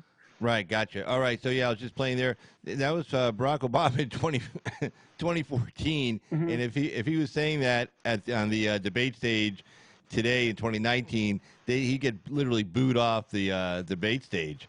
I mean, you know, he was pretty much saying, "Hey, look, man, I went to law school. I know how to read the Constitution, and I know how to read a federal statute." And I pulled up some of the federal statutes here. So let me grab them real quick on asylum. Let's see. Let me get this right here. Where is it? Well, Obama was making it hard for people with skills and, you know, like with some kind of a trade or skill to come into the country. You know, he made it to where anybody could just, you know, it's almost like it was like back in the 60s when people could just say seeking economic asylum, you know, and come in along those lines. I mean, he was trying to make it almost as easy as it was back in the 60s and the 50s. But here's the law on asylum right here. So basically, you're looking at here, so authority to apply for asylum, and it's 8 U.S. Code, Section 1158. And see, any alien who is physically present in the U.S., who arrives in the U.S., and see whether or not at a designated port of arrival, and including an alien who is brought to the United States after having been interdicted in international or U.S. waters, irrespective of such alien status, may apply for asylum in accordance with this section or where applicable, Section 1225B of this title. Exceptions. Now, here's the big exception here, and this is what the Supreme Court just upheld. Safe third country. Paragraph 1 shall not apply to an alien if the Attorney General determines that the alien may be removed pursuant to a bilateral or multilateral agreement to a country other than the country of the alien's nationality, or in the case of an alien having no nationality, the country of the alien's last habitual residence, in which the alien's life or freedom would not be threatened on account of race, religion, nationality, membership in a particular social group, or political opinion, and where the alien would have access to full and fair procedure for determining a claim to asylum or equivalent temporary protection unless the Attorney General finds that it is in the public interest for the alien to receive asylum in the United States. So this is a big deal here. So in other words, they're saying, and this is the Supreme Court upheld that, saying because we did that deal with Mexico, and Mexico says, okay, well, hold on to your asylum seekers, and the U.S. District Court judge had ruled in the case that it was okay for them to remain in Mexico pending their approval because of the fact that Mexico had done, at the trial, they determined Mexico had done a lot to make sure that people could be taken care of. You know, they had jobs available, the humanitarian aid. Obviously, we're probably paying for all the humanitarian aid while they stay in Mexico. Who cares? I don't. Good for them. And U.S. District Court said, oh, that's fine.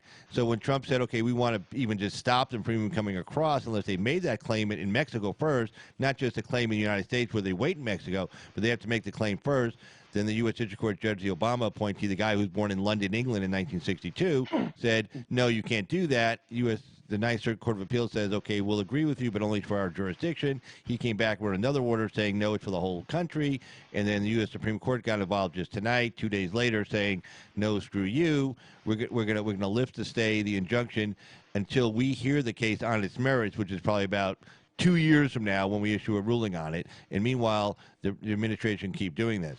So there you go there. So, I mean, that the Supreme Court, I mean, it was a 7-2 decision.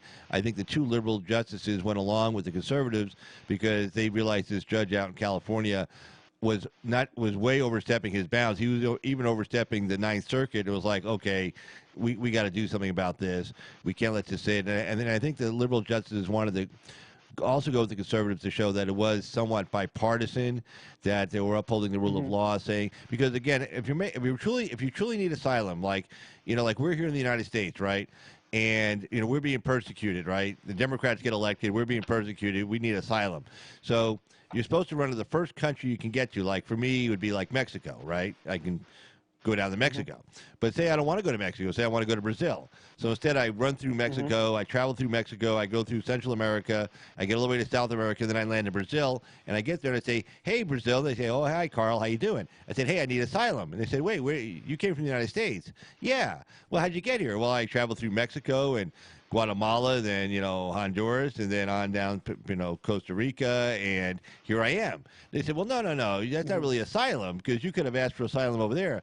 "Yeah, but I like your country better." "Well, that's not a real asylum claim. You're supposed to go somewhere where you can be safe, because obviously Mexico would protect me from the likes of the evil president, pick a Democrat, from persecuting me." Right. So the same thing here. Like if you're coming from, say, El Salvador and you're going through Guatemala onto Mexico, then you get to the United States. But if you're afraid of what's going on in El Salvador, trust me, the Mexicans, they're not going to just obey. If you go to Mexico and say, "Hey, those assholes in El Salvador," they say, "Oh yeah, we hate them too. They're assholes. Yeah, they're persecuting me because I believe in this kind of politics." They go, "Oh well, it sounds." They check it out and they go, "Well, that's legitimate. You can stay." But if you don't make that claim, according to the Supreme Court now, you go to the United States trying to make that claim. It's like, "Well, did you make the claim in Mexico?" "Well, no." "Well, get lost. We don't have to even deal with you. We don't have to take you in. We don't have to detain you. We don't have to hold you for ICE. We don't have to try to find a bed for you. You just can't come in. Go back. Bye. Yeah. Go back home." So that's awesome. Shit. And Carl, one of the things, and this has to do, what I'm about to say has a lot to do with, when you see these progressives and they say, "Well, we're, the children, they're in concentration camps and yada yada." Well, there's concentration camps in China right now with people from the Middle East that are in there. The Muslims that are living in far worse conditions. But here's my thing: why aren't they? This is why there are only very few progressives that I have any respect for, because they understand. Like one of my friends, right? He's starting to see the benefits of what a free market can do, right? These progressives can find out what it takes to become a 501c3. They can go to GoFundMe. They can set up a donation page among their base, tell them, "Look, this is what I'm doing. Give a little background about yourself, and, raise money to help people who are trying to come over here, to, help them, I'm not trying to encourage them, but I'm trying to, tell them, because the cheap seats are listening, tell them to, look, you can do this yourself without needing big government to intervene in this stuff, because big government, I guarantee you, ain't going to do the job you think it's going to do, and if this thing with Brian Colfage has shown anything, it's that even the progressives can do what they want to do in a free market economy. If they truly desired to do so, they could set up a GoFundMe to help immigrants. Like if these conditions are so bad at the border, they can raise money to try and bring in more resources for these people, but they don't do it. I was saluting, I was applauding Homeland Security for banning these Democrat staffers from going into these facilities, because all these Democrat staffers do is cry and complain. They're a bunch of whiny liberal millennials, that, they're just going to complain. They're going to go to Twitter. They're doing this on purpose to try and tug at the heartstrings of the progressive voter base. This is all a tactic to try and help get the progressive base out for 2020. But see, they don't do none of this stuff. I mean, these DNC staffers are well paid. Why don't they take some of their salary and donate it to Homeland Security to get more, to get more people involved, to hire more people to help with this border crisis that they have helped create, but they won't do it. No. And that's why it's hard to have any kind of respect for people who don't put their money where their mouth is. It's just like right now, you got people who are listening to us talk, not the people in the chat, but the people who are not in the chat, listening to us talk because they got nothing better to do with their time. to, you know, waiting to see if we're just going to say some god awful thing so they can, you know, do what they do, cry and complain. You know, well, Right. I'm sorry, we are a lot more intelligent than that. You know, you and I and Right. your and Right. the audience, we're a lot more intelligent than that. Right. No, there was a You know, guy. There and was a you know, guy. Carl. Yeah. No, there was a guy on earlier who came in through another account, and he goes, "Hey, I was blocked on my original account. You know, what did I, Mhm. you know, effing do?" And so I can't remember. So I wrote. I said, "Well, you must have done something." And I said, "Look, you know, YouTube just you know zapped off 17,000 conservative content creators." You know, help me make sure it's not 17,001. I wrote to him on the beginning of Oh, I the think I saw stream. that. Yeah, and Mhm. I said thank you, Carl, and then he didn't respond back. But I mean, unless you got your head buried in the sand, you don't listen to Sticks and Hammer, you don't listen to Tim Pool, you don't listen to H.A. Goodman. You know, they all talked about that. You know, with YouTube zapping off 17,000 conservative content. I didn't hear about that. Yeah, Sticks and Hammer talked about it. The 17,000 conservative content creators, without receiving a strike or a warning or anything, were just yanked off of YouTube. Boom, one fell Looks like swoop. it sounds like the purge is kind of starting already. I mean, Well, this is people. yeah, This is and the point is, look, you know, this site may get taken down. Okay, it might, but why? I'm not going to just hand it to them and say here and beg them to take me down by, you know, again, anything that goes in my chat room, anything that goes over my airwaves, any phone call. That's why I have a broadcast delay for the phone calls. Anything comes across, Mhm. you know, the phone, you know, anything that gets on my site is my responsibility. I can't say, oh, you know, somebody, this guy said it, not me. And YouTube's like, no, man, it's your site. You're the host. You let it on. And that's why if you have a live call-in show, it's your responsibility to have a broadcast delay where you can zap out if somebody, because I've had people call, you know this, where people call and they'll just say like, racist comments, oh, that racist. one night. Yeah, Mhm. and they'll just call in and just Yeah, like spit it that one out. night with. Yeah, yeah, but it won't get on because I got the zombie. You know, they get the zombie. Mhm. You know, but it's Yeah. my responsibility That's. to put the time in to learn how to do that, to set it up, and I Mhm. did, and so I feel comfortable doing live call-in shows as long as I get this freaking phone working. I don't know. I mean, I just had Mhm. you on the other night. The other night you were on, it wasn't you could hear me, right? Yeah. Yeah. Yeah, and I had Effie Well, on. I had Effie on 2 nights ago. She was on for like an hour and a half, and mhm. you know we had a good conversation. Then tonight, I don't know what happened with the phone tonight, man. I gotta check something out because yeah, it's you know who knows. I gotta figure it out. But yeah, Yeah. but I That's the mean, thing. You just. Yeah. but yeah, it's my responsibility to whatever goes on my site, it's mine. And YouTube says it's yours, you own it, and you know. So I'm not going to hand them a reason to dump me. If they dump me, they dump me. So be it. No, I'm looking at other Mhm. platforms right now. I'm not going to Mhm. announce which ones I'm looking at. Some are paid, some are free. But I'm taking a look. I was on the phone today with one of their technical guys for one of the other sites. But you know, just to kind of spread out a little bit, you know, What something about like that. BitChute? BitChute Well, is I do that, supposed but to be. they don't live stream. That's the only thing with BitChute. Mhm. They keep saying that Yeah. for three. If you type in live stream BitChute, you'll see Mhm. conversations going back 3-4 years ago about, oh yeah, Oh. we're getting ready to live stream. We're getting ready to do live Mhm. stream, and that was like 3 years ago. So I don't think I don't. Mhm. I know takes every a lot. time I've gone on a BitChute, they always have the dollar bill sign like next to where you sign in. It's like shaking up and down, and it's like, you know, I don't know how many people actually donate to them, but you know, I would love to see, you know, I'd love to see some of these big name YouTubers start propping up BitChute. Yeah, You know, like I agree. you know, I mean, Stexenhammer went over there. I'm glad he did. You know, he helped the platform. Paul Joseph Watson's over there. He helped the platform. But I think one of the reasons why the biggest platform, or one of the reasons why BitChute kind of got on the map, is because a certain individual from a, you know, a very, well, you know, he was banned from Twitter, Facebook, you know, Instagram. You know who I'm talking Yeah, about. I know what you're talking about. Yeah, Yeah, he, you know, and I think that's what got BitChute on the map because of him, because yeah, he's over there too, right, you know. right. But you know, I mean, it's I don't know, you know, I don't know, Carl, because you know a lot of these, you know, it's like another one of the host of the chopping block. You know, he's gone totally from this platform, from what I understand. But you know, you can still catch him on BitChute, but it just doesn't seem the same without him. without him over here.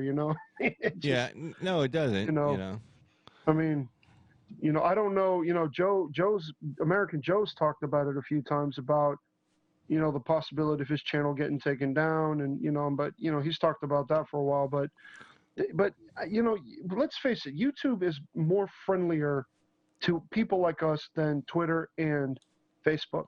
I mean, that's kind of been a it is. It is. I mean, look, we talk about controversial subjects here. We talk about illegal immigration. We talk about the Democrats. We make good jokes about them and stuff like that. But you know what? We're not obnoxious.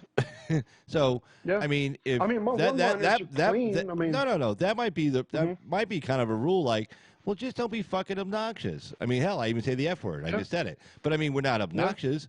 We're not like disgusting, and we're not like we don't go attacking people. But see, that's kind of like my personality my whole life. I'm not going to change who I am. I mean, this is me. Yeah. The same guy you see me like on YouTube, the same guy in the courtroom, the same guy at the restaurant, the same guy at the grocery store, the same guy in my office. I'm the same guy everywhere. You see, if you went to a courtroom, you heard me arguing a case in a court, you'd say, "Oh yeah, that's Carl," because he sounds just like the guy on YouTube. I'm the same guy. I'm the same guy everywhere. So I'm not going to change who I am. It just happens. It's just my personality and. The people that kind of come onto the site, let's be honest, the people who come on the site are intelligent. We have a lot of intelligent people on the site. They offer good points of view, good intelligent points of view. It's not just a bunch of clowns. We're not doing clickbait stuff. We're not just like clowning. We make jokes and stuff, but we're not. Here's the thing: we're not stupid. Okay, the people on this site are not dummies. They're all very smart people, and you can tell just by reading the chat or you listen to the phone calls that come in. It's a good intelligent discussion. Yeah. And it's getting the message out, and you want people to hear us and say, "Oh, those people are pretty intelligent. I should maybe start listening to what they have to say." People like in the middle, people sitting on the fence, and say, "Yeah, we're like the intelligent ones. Listen to what we're saying. We're not stupid." And then they're voting for the guy we're voting for. But what's funny, Carl? For a small channel, you have an awful lot of trolls come over here. Now I don't know if that's because of me or not. I don't know. Well, yeah, I blame you. I blame you for sure. Definitely, without a doubt. Before you came around, nobody cared. I had no trolls. But you know what? I'm willing to bet that among those in the cheap seats that are listening to us talk, if one of them or maybe two or three of them were Tulsi Gabbard supporter, right? I would ask them, and I would say, look, if you truly believe in a progressive socialist cause, right? Yeah. If you truly believe, then you better be prepared to have the things that happen to the person you support happen on a regular basis, right? And and that was the thing that one of the things that I posted in her comments. No one-liner, no, I just, it was a very respectful comment.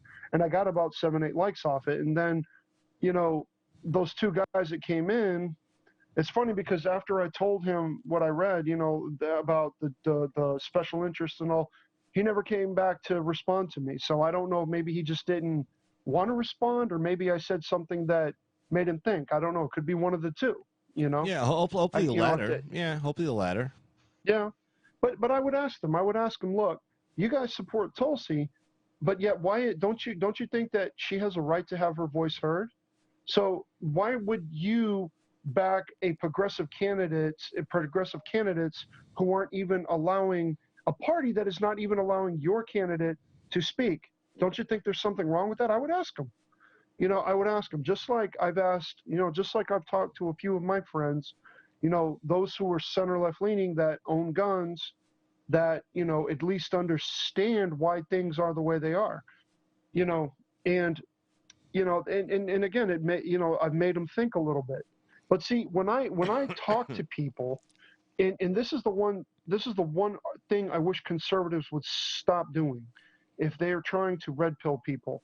What they need to do is keep the argument focused on free markets and why we have a constitutional republic. I mean, forgive me for saying this, Carl, but they got to leave God out of the equation when trying to talk to people. The best way these conservatives can help convince people as to why there's value in a free market. They need to keep that. They have to focus their arguments. They got to keep the arguments focused on why capitalism is good, the dangers of socialism, why open borders is a bad idea, why why certain things like right to ownership is a good thing rather than government taking away your right to ownership. Those are the arguments that the conservatives need to stay focused on. They don't. I'm sorry, Carl, forgive me, but they gotta leave God out of the equation.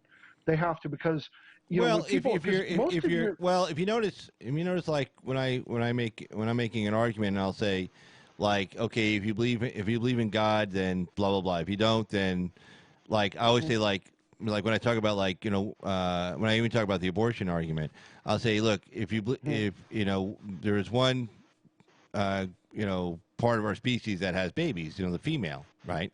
And that's pretty much in every species out there.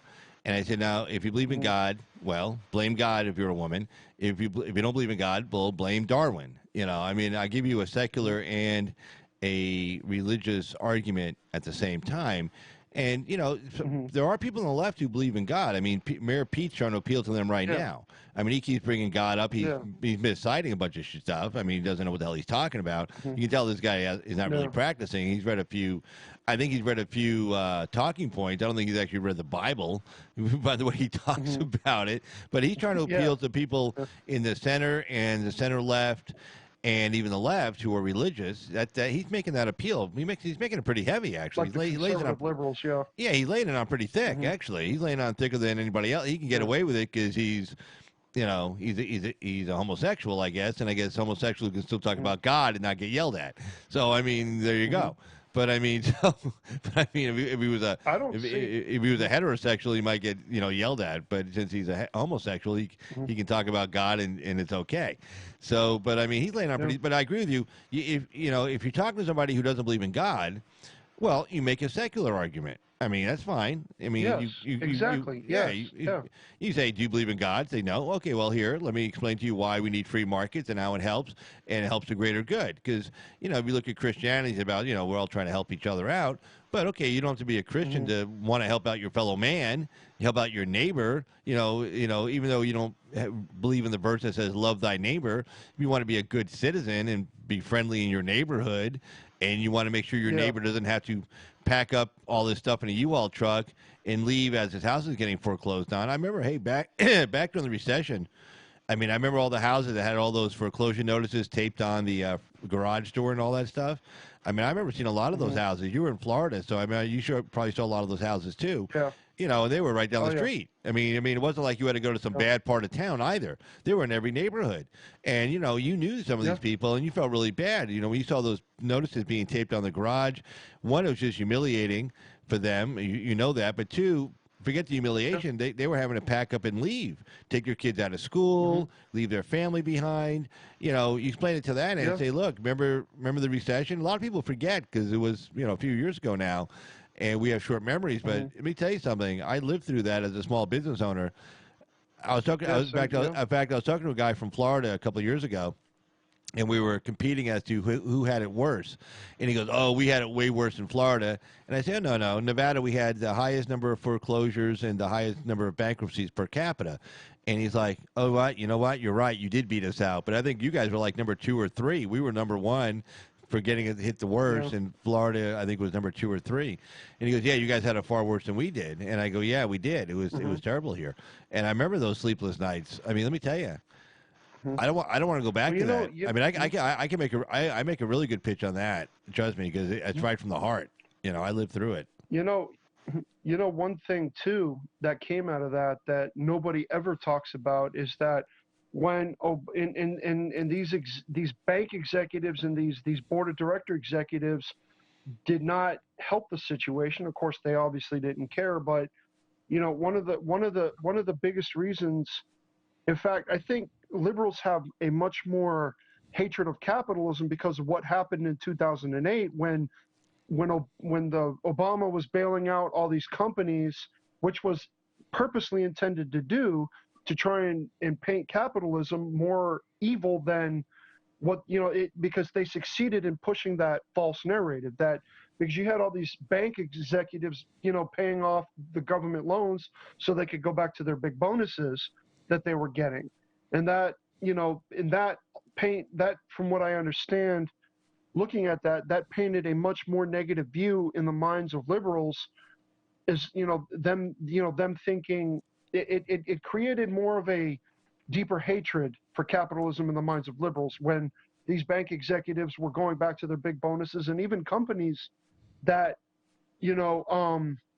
were that had bonuses for their CEOs and their board of directors. They were doing the exact same thing, So Obama succeeded in getting that to happen, because I'm willing to, because that was one of their intents, because they knew they were going to have to bail all these businesses out because the recession, they wanted to crash the economy. I don't think they wanted to completely destroy the economy, but I could be wrong on that. They made a lot of mistakes on the way, but where they chose to crash the housing sector rather than, see, that's the other thing too. These globalists who comes up with their ideology, I mean, like I said last time, they wanted to crash the economy so badly they could have done it back in 1999 when the Y2K thing was a significant thing. That was a real, credible threat that computers were not recognizing 2000. Right. But this bailout program that Obama did, I mean, I don't know. I don't really know how you would really convince a progressive, at least a radical far left progressive about, the benefits of capitalism versus, socialism. We know socialism is bad, but the indoctrination in these schools, colleges, preschools, even elementary schools, it conditions them to accept, ideology that, because being conservative comes naturally. It comes from being on your own. You learn about conservatism, being on your own, doing things for yourself, managing your money, managing your finances, being responsible for you and those around you, Right. as to where liberals who just get out of college and get out of school and they're on their own, it's like, they know, well, it's too hard, I can't do it, I mean, most of what's driving this push for socialism is this idea of wiping all of the college debt, and most student loans are government issued grants that, most of these people, the government gives it to them knowing that they can't pay them back based on their family income, based on, they encourage people to get these loans that they can't pay back, because they, it puts these students in a financial gulag because obviously they don't know how to manage their money, or some misfortune happens, Right. I don't know. I mean, it's, I'm sorry, Carl, I know I'm overwhelming everybody with talking points and different things. But no. But anyway, D.A. Archer wrote to you. He goes, I disagreed. I disagreed, dirtbag. Leaving God out of the conversation is what led our country to where it's all our country was founded. It's led our country to where it is. Our country was founded on Christianity. God was part of our nation. Now he makes a good point there. But I understand your point too. Is that if you're talking to somebody who doesn't believe in God, they're still part of the United States. We were founded. I agree with Da. We were founded definitely on Christian values, without a doubt. Yeah. But if you're talking to somebody who's a non-believer and you're trying to bring him into the fold, you're going to have to talk about it in secular terms. You just don't have a choice. Yes. See, because the Christians are not going anywhere any more than the LGBT is not going anywhere. We're both here to stay. Right. And but what's even funny is, and the left would have what the progressive left would have you believe is that people in the LGBT community don't go to church and don't worship God. Well, that's far from Oh no. false, because I know people look at Axel. I mean, I don't know Axel personally, but he talks about God. He Yeah. talks about his partner. Right. I had, I know people. Well, you in the remember LGBT a lot of them want to get married in the church. They want to actually be married, but a lot of them want to get married in the church. Now, the Supreme Court can't force a church to marry you, but there are churches that do marry gay people. I think there are Christian churches that happens all the time. So no, just because you're LGBT doesn't mean you don't believe in God. I mean, you listen to Mayor Pete. He talks about he believes in God all the time. I believe him that he believes in God. I just don't think he knows a lot about Scripture. I mean, you gotta read a little bit. Well, the Democrat progressive left right now, they're pushing we all know they're pushing a very heavy anti-Christian message, and the best people to fight back against that anti-Christian message are the religious part, the LGBT community, the part of the LGBT community that is religious, And Carl, to me, it doesn't bother me to say LGBT, because I show respect. If somebody tells me, because respect goes both ways. Somebody says, I prefer the term LGBT, I have no problem saying that. Because I'll call you whatever you want to be called. Yeah. If you say call me that, I'll say fine. I'll call you that. I don't care. I don't care what you want to get called. What do I give a shit? Yeah. But let's say somebody tells me, someone shakes my hand. Like if a guy shakes my hand, hug a guy, but don't ask me to kiss a guy. I'm not going to do it. Well, no. I mean that's kind of crossing the line. I mean, it's shit. I mean, no. Yeah, and they have to be, they have to be respectful of my wishes, just like they want me to be respectful of theirs. Totally agree. I mean, if somebody who is, let's say somebody who is transgender, if they have, look, I've referred to be, she or he, okay, fine. But don't sit here and tell me that you identify as something every other day of the week, because all that's going to do is make me not want to talk to you. I don't care what you choose to be, but, I mean, you even have some people, transgenders that call these people out that, like the ones that push for attention. You have people that will call them out on this stuff. Hey, they're like, hey, look, if you're going to do this, but don't sit here and try to, identify as something that you're not when you've already chosen to identify as something else. Right.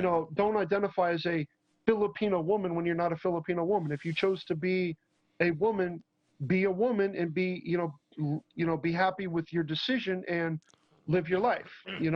There's nothing wrong with that. But again, if you have these ones that want to identify as something every day of the week, and it just, it's too much. Well, no, it's too much. It just doesn't make any sense, because you got people who, I mean, look, if you're sincere, it's like asylum claimers. If you're sincere about, okay, look, some guy says, I think I'm a woman and I'm going to be a woman, and I'm going to dress like a woman, going to act like a woman. Please refer to me as a woman. Okay, but then next week don't turn around and say, oh, I changed my mind, I'm a guy. And well, okay, exactly. maybe once, but then like 2 weeks later you change your mind again. It's like, hey, fuck you, man. I can't deal with all this shit. This is way too much for me to handle. I can't deal with it. You need to get your head straightened out, then come back and see me after you figure out who you are, so I don't have to try to figure out who the hell you are also. Exactly. Yeah. I mean, it's and it's like with the military too, like those that were serving in the military, I mean, people are gonna, it's cool that people disagree, I don't care. It's like I was having this discussion with somebody the other day, right? They were like, okay, say somebody goes in the military and they want to become a transgender. Okay, well, if they go into the military and have our taxpayers' dollars pay for their surgery, well, guess what? If that surgery costs $120,000, that money could have been used to put somebody through college, or somebody who's in the reserves through college, and they don't have that money now because you had to take that money out to pay for so-and-so's, surgery to become a transgender, and he's like, yeah, that makes sense. Now, if they want to do it, fine, but don't do it on my tax dollar. Do it on your own money. You know. I mean, Right. it's Irina Linsky says, "Hey, dirtbag, can you adjust your camera up or maybe sit back more because when you sit forward, all I see is your shoulder." Oh, sorry. Is There that you better? are.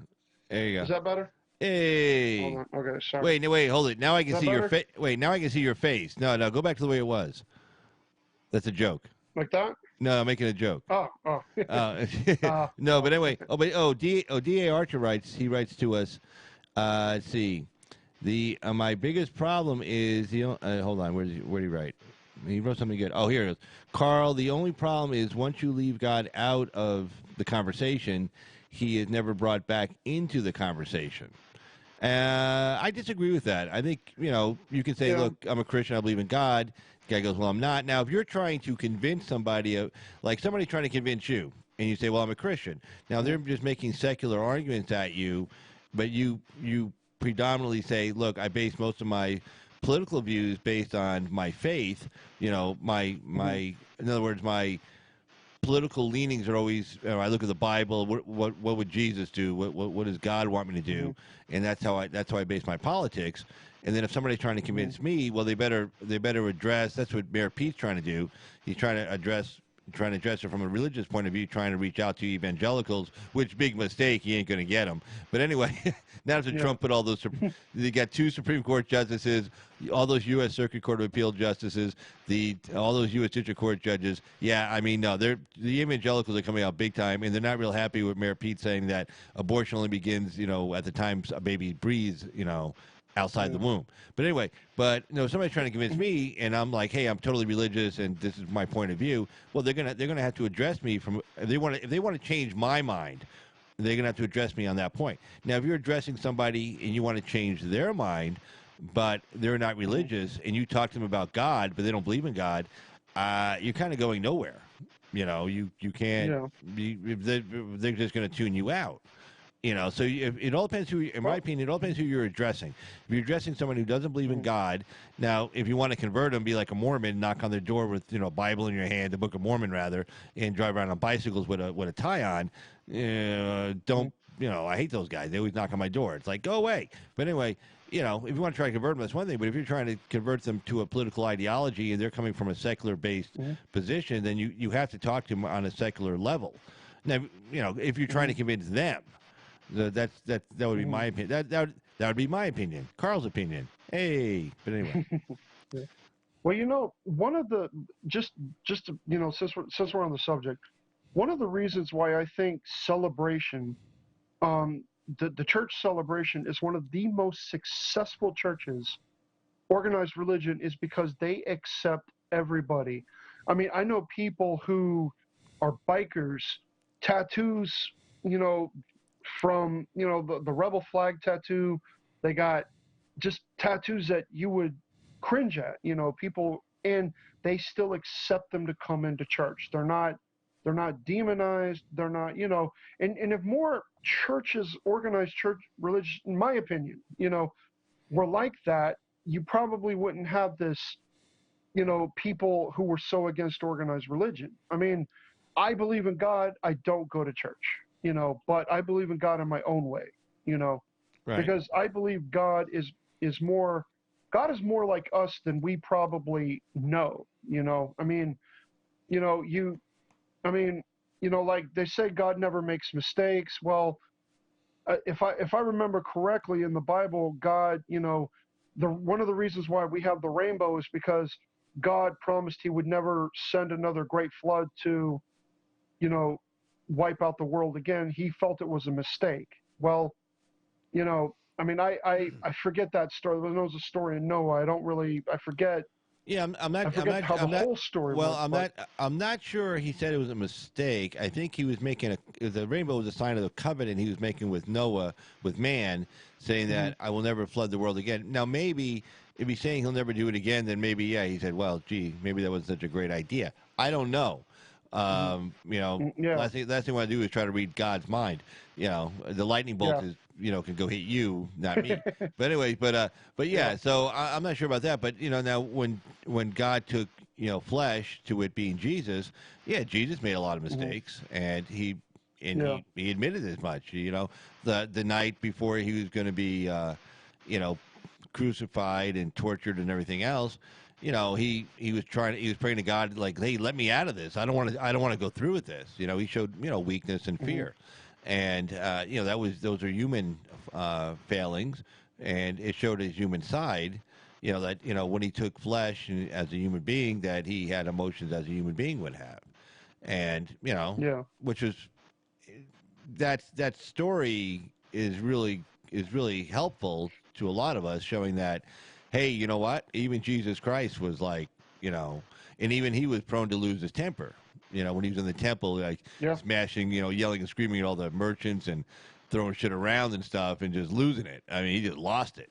I mean, it was like, oh, and then he got to stop and go back and think like, oh man, I'm the son of God. What the hell am I doing? I'm like, he lost his temper. He was really pissed off. So.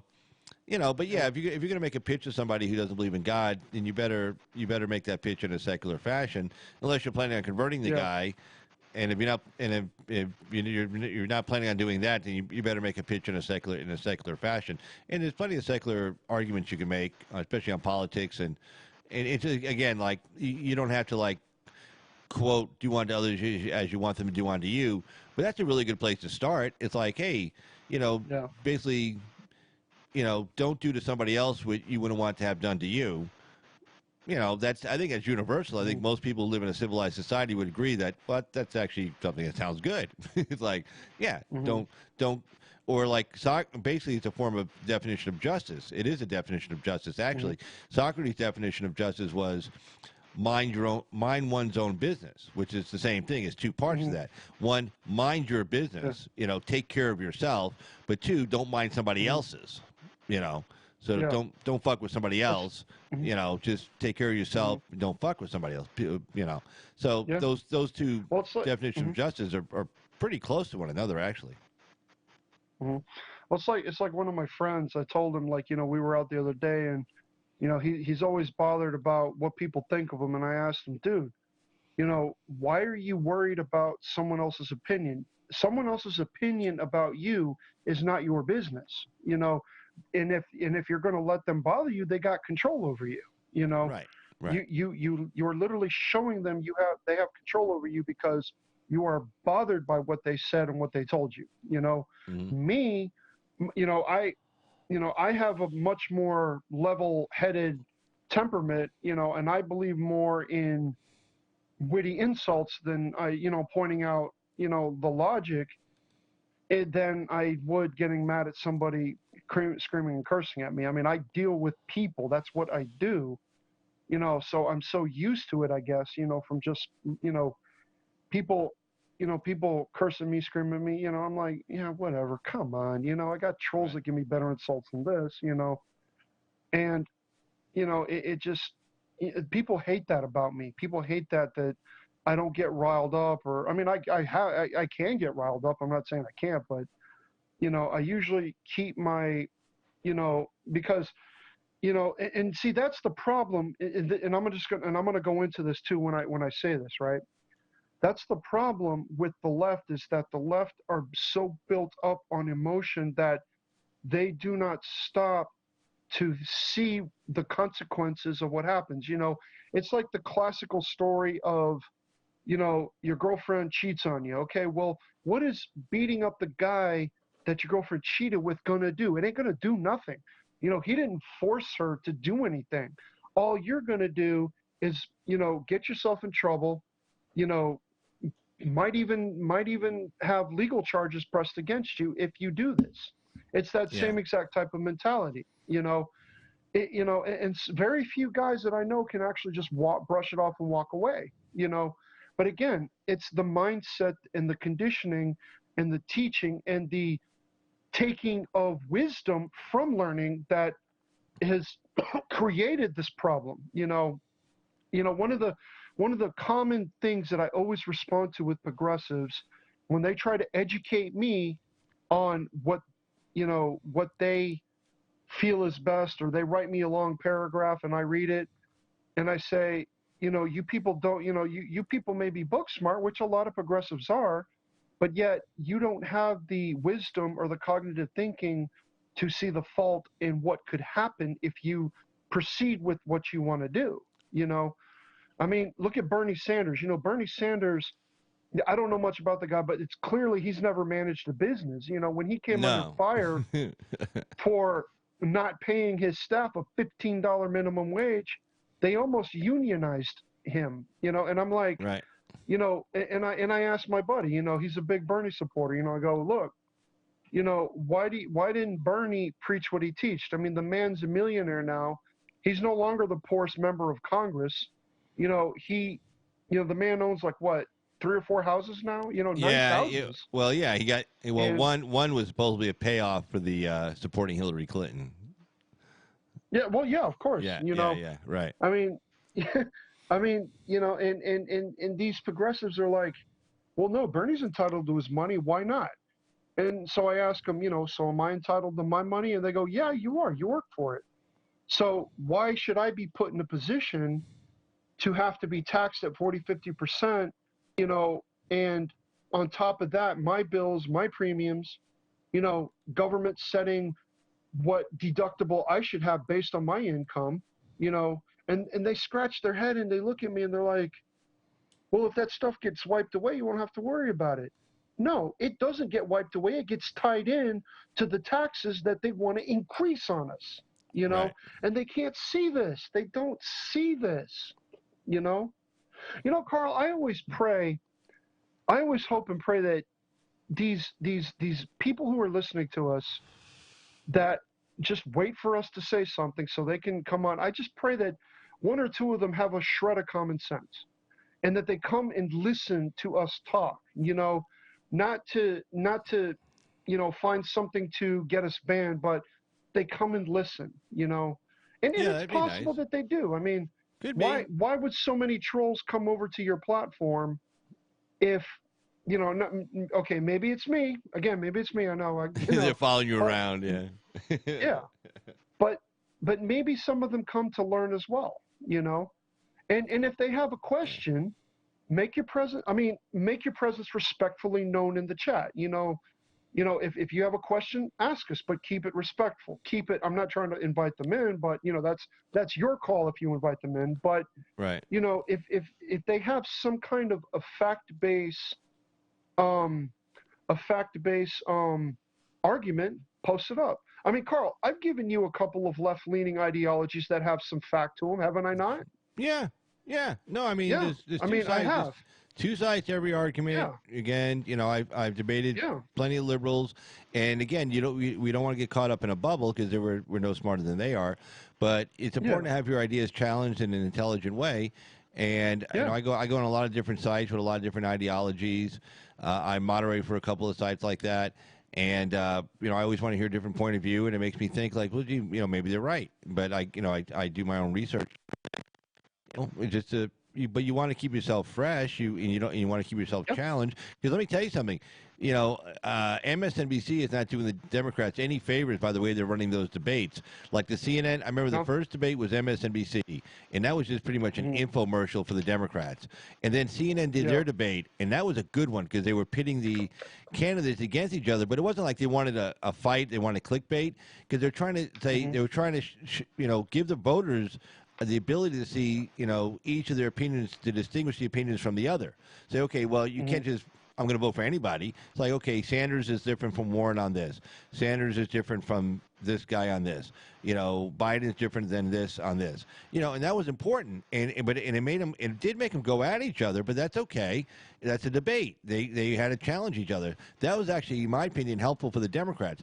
MSNBC was just the opposite. I was watching MSNBC that night, the night of the CNN debate, and they were talking about it. You could see the looks on their faces, like they realized they just got totally outshined. That they were doing a big love fest on their debate, and this was a real debate. I mean, the CNN debate. I mean, I was really proud of CNN. I mean, it was like the Fox debates during the Republican primary in 2016. Fox was asking tough questions of all the candidates, didn't let them. It wasn't an infomercial. And then one comment the MSNBC host made on the night of the CNN debate after the debate was over was, well, they really didn't give a chance for any of the Democrats to be able to shine. Well, it's not a fucking infomercial. It's a debate. You're supposed to be, if you're a Democratic primary voter and you're looking to see who you're going to vote for, you want to say, okay, which, they're not all the same. Which guy should I support based on what are their differences, not on what they agree on? And so CNN did a much better job, and MSNBC knew it, and they were trying to make excuses. And then when the one said, well, they didn't give anybody a chance to shine. Well, fuck that. I mean, shine. Let them pay for their own campaign ad. I mean, if they're going to want to shine, you can shine on that. You can show all the flowery images in the background and in your speech and, looking all strong and powerful. But no, a debate's about to say, okay, what are you guys different about? What do you guys disagree on?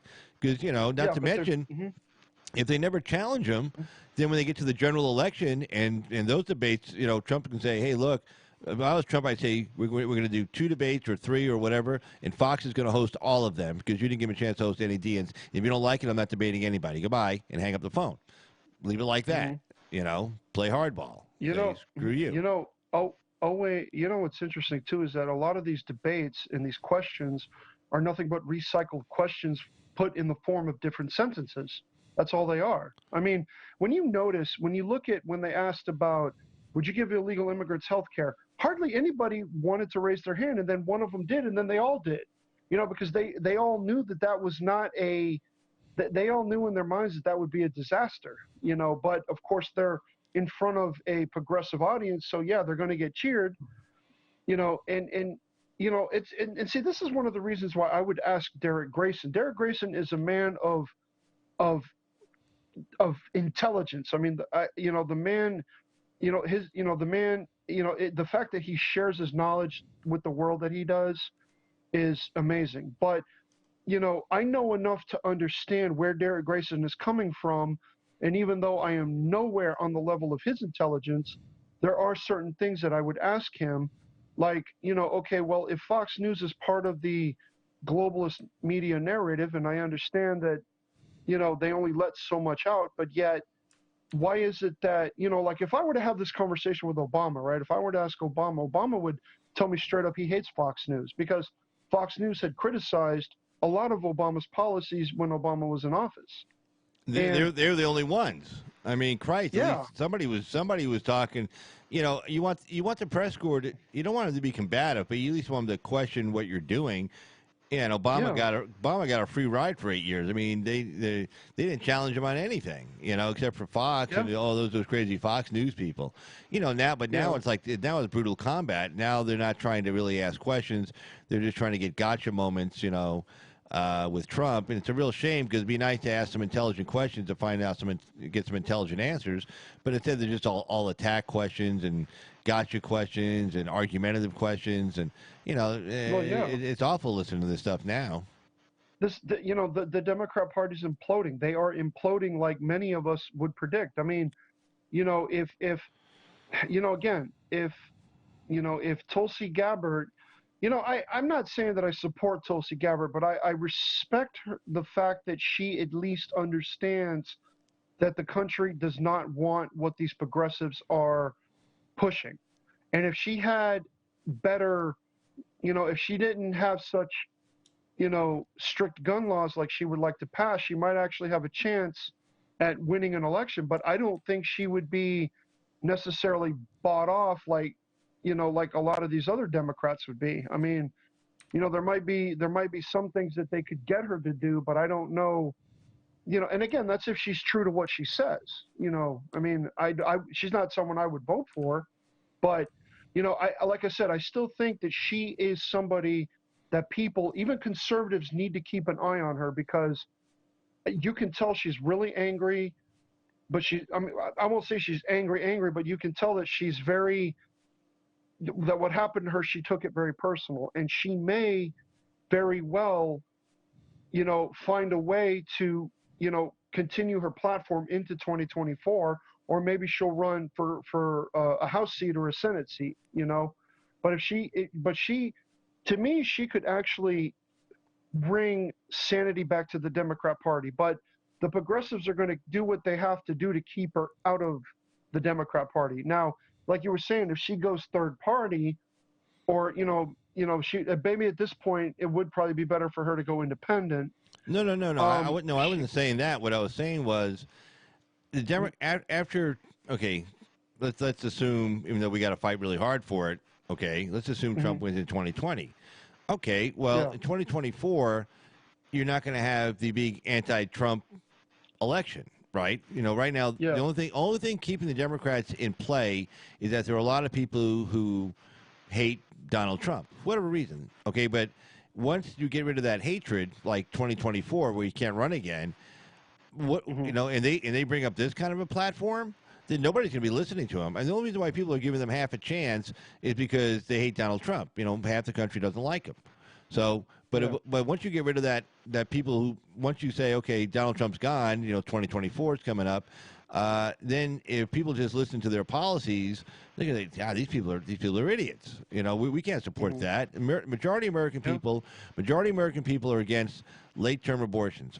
Majority American people are against free health care for illegal aliens. Majority American people are against decriminalizing the border.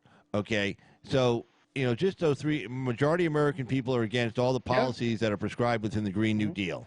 Okay, I mean, we talk about, you say, oh, Green New Deal. They may say, yay, but then you say, okay, you have to do this, pay this much money, and anytime you talk specifics about Medicare for all, especially to elderly people or people getting ready to become elderly, and they realize, oh shit, they're going to fuck up the whole Medicare system. It's going to be Medicare for all. What about me? Am I going to get booted down on the bottom shelf because all these young people have Medicare? And once you talk about the specifics about Medicare and with the price tag, majority Americans walk away from that also.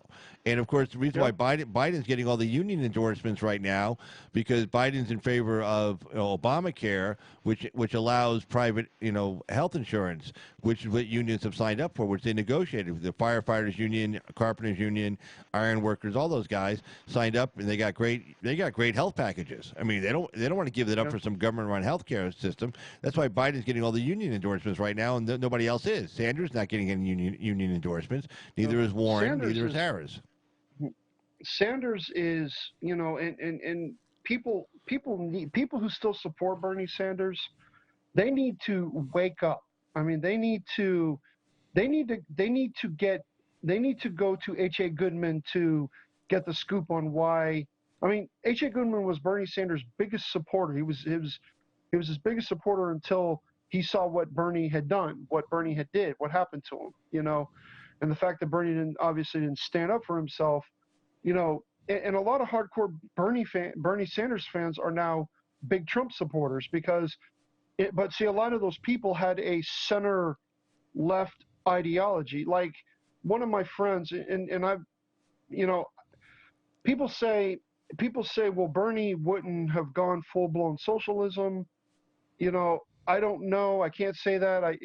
He's a socialist. We know that, but I've always heard people say that Bernie wanted to prop up social safety nets on a free market economy. Okay, well, if that free market economy is being taxed at, corporate America is being taxed at 30, 35, 40%, and they're allowed to grow their business to a point, you're going to have a whole bunch of restructuring and shifting on the inside in order to accommodate other things for people like, your private insurance is still going to be there, but you're not going to have, you might have a higher deductible, or you might have or you may have no deductible. I mean, it's, it could just be you may pay like a 40, 50% of whatever the insurance doesn't pay, and, Bernie, the Bernie of the 2016, they were very different people. I don't say that I'm not a Bernie Sanders supporter, but you have to look at the lesser of two evils when you compare him to Hillary Clinton. I don't think Bernie would have opened our borders, which is what the elite wanted, and I think that's one of the reasons why they attacked Bernie so badly. I mean, they were going to attack whoever won the primary, but they were attacking Bernie Sanders even before he was winning the primary, because Bernie at that time did not necessarily align with all of their ideology, but the globalists now have seen that they weren't really pushing a progressive agenda until Hillary lost. That's when you started seeing Soros and them start throwing money behind the likes of Gillum, the likes of AOC, the likes of Abrams, because they needed those progressive candidates to get elected in order to push policies that were going to bankrupt states and local counties and districts. Well, So they can, also started pushing for the election of district attorneys in Chicago, Philadelphia, Austin, yeah, uh, yeah, St. Louis. All those DAs that are in there now, district attorneys, are all Soros people, and they're just disasters for the city. The cops are really pissed off. They're not prosecuting a lot of people. They're pushing for no bail, that kind of stuff. yeah, I mean, they're yeah, just. But see, he's pivoting. He's saying, okay, he's gonna do another strategy. The strategy is gonna be, okay, we're gonna go down at the lower level and kind of build it up from there. The DA, district attorneys, yeah, Congress people, senators, and then now pushing governors. Stacey Abrams, that was a big push for him. He lost. Gillen was even a bigger push for him. He really put a lot of money into that race, and that must have been a big disappointment. But he came pretty close. That he came. yeah. DeSantis didn't win by a lot of See, votes down there. That was a close race for a state that big. That was a very close race. But a lot of that was attributed to, and I posted this on my wall in Parlor, and I got some response, but not a whole lot. But when Dan Bishop, right, and I uploaded an article on this on my wall in Parlor. When Dan Bishop lost he won. I'm sorry, let me rephrase that. He won, yeah, but narrowly. I told people about 3,000 votes. Yeah. Yeah, and I told people, look, the key words in the article were narrowly won, okay? And I told people, look, if you stay home because the candidate, and this message was directed towards conservatives, if you people stay home because your candidate did not win the primary, you are helping a Democrat to get elected. See, one of the reasons why DeSantis and Kemp won by narrow votes is because those who backed Putnam and those who backed Kemp's primary challenger, a lot of those people stayed home because their candidate didn't get elected. Well, that's and stupid. I'm going to tell you something. It is. That's stupid. It is. I want to say the R word, Carl, but I'm not going to say the R word. But yes, it's that it's word. mental. I agree. Yes. Yeah, it is. And these conservatives that do this need to wake the hell up. Excuse my language. Well. But See, I've heard people talk about as far as primarying some Republicans and stuff right now, and I'm like, whoa, slow the hell down. I go, last thing you want to do is primary somebody in a general election year. Okay, don't divide the party in a general election year. Okay, okay, I don't like this particular Republican. This guy's a rhino. Okay, but you know what though? At the end of the day, you got to have a majority in the House. Okay, that gives you the speakership. That gives you all those committees. If we had a majority in the House right now, there would be no investigations. There would be no subpoenas. There would be nothing. Okay, and any bill you didn't want getting to the floor wouldn't get there. And then same thing in the Senate. Can you imagine if we lost majority in the Senate in 2018, nothing would be getting done right now. And all those federal judges that Trump's appointing that McConnell's pushing through really fast, none of those judges would be getting seated right now. None. So sometimes you just need a body that has an R next to his name just to give you the majority in either chamber, because that gives you the subpoena power, it gives you the chairmanships, it gives you the speakership, it gives you the majority. Like, okay, for instance, if we had lost the Senate, okay, because for impeachment, a big reason why the Democrats are not going forward with impeachment in the House, because they have the votes to get it probably. If they know that if it goes to the Senate, they're going to lose, and then they're going to look really bad. Because the Chief Justice is the judge in the Senate. It's like a trial. It is a trial, okay. But McConnell is the role of the prosecutor. So the prosecutor gets to determine what witnesses he's going to call, what evidence he's going to take, or what procedure he's going to follow. He runs the show. The judge makes rulings, would be Chief Justice John Roberts would sit up there, up top there, where the president of the Senate sits. You see like Mike Pence sitting, he'd be sitting there, but McConnell runs the show. It's like Trent Lott ran the show for the Clinton impeachment. And like they wanted to, some of the hardcore Republicans wanted to bring like Monica Lewinsky in to testify, and they wanted to have her to bring the blue dress with her. And Trent Lott was working with, I forgot who the Democrat was, minority leader, but he turned to him and goes, "We ain't putting on a clown show over here, because I don't give a shit what the House Republicans did. I don't care. I'm not doing a clown show over here. I'm not going to do anything stupid." He made it very minimal.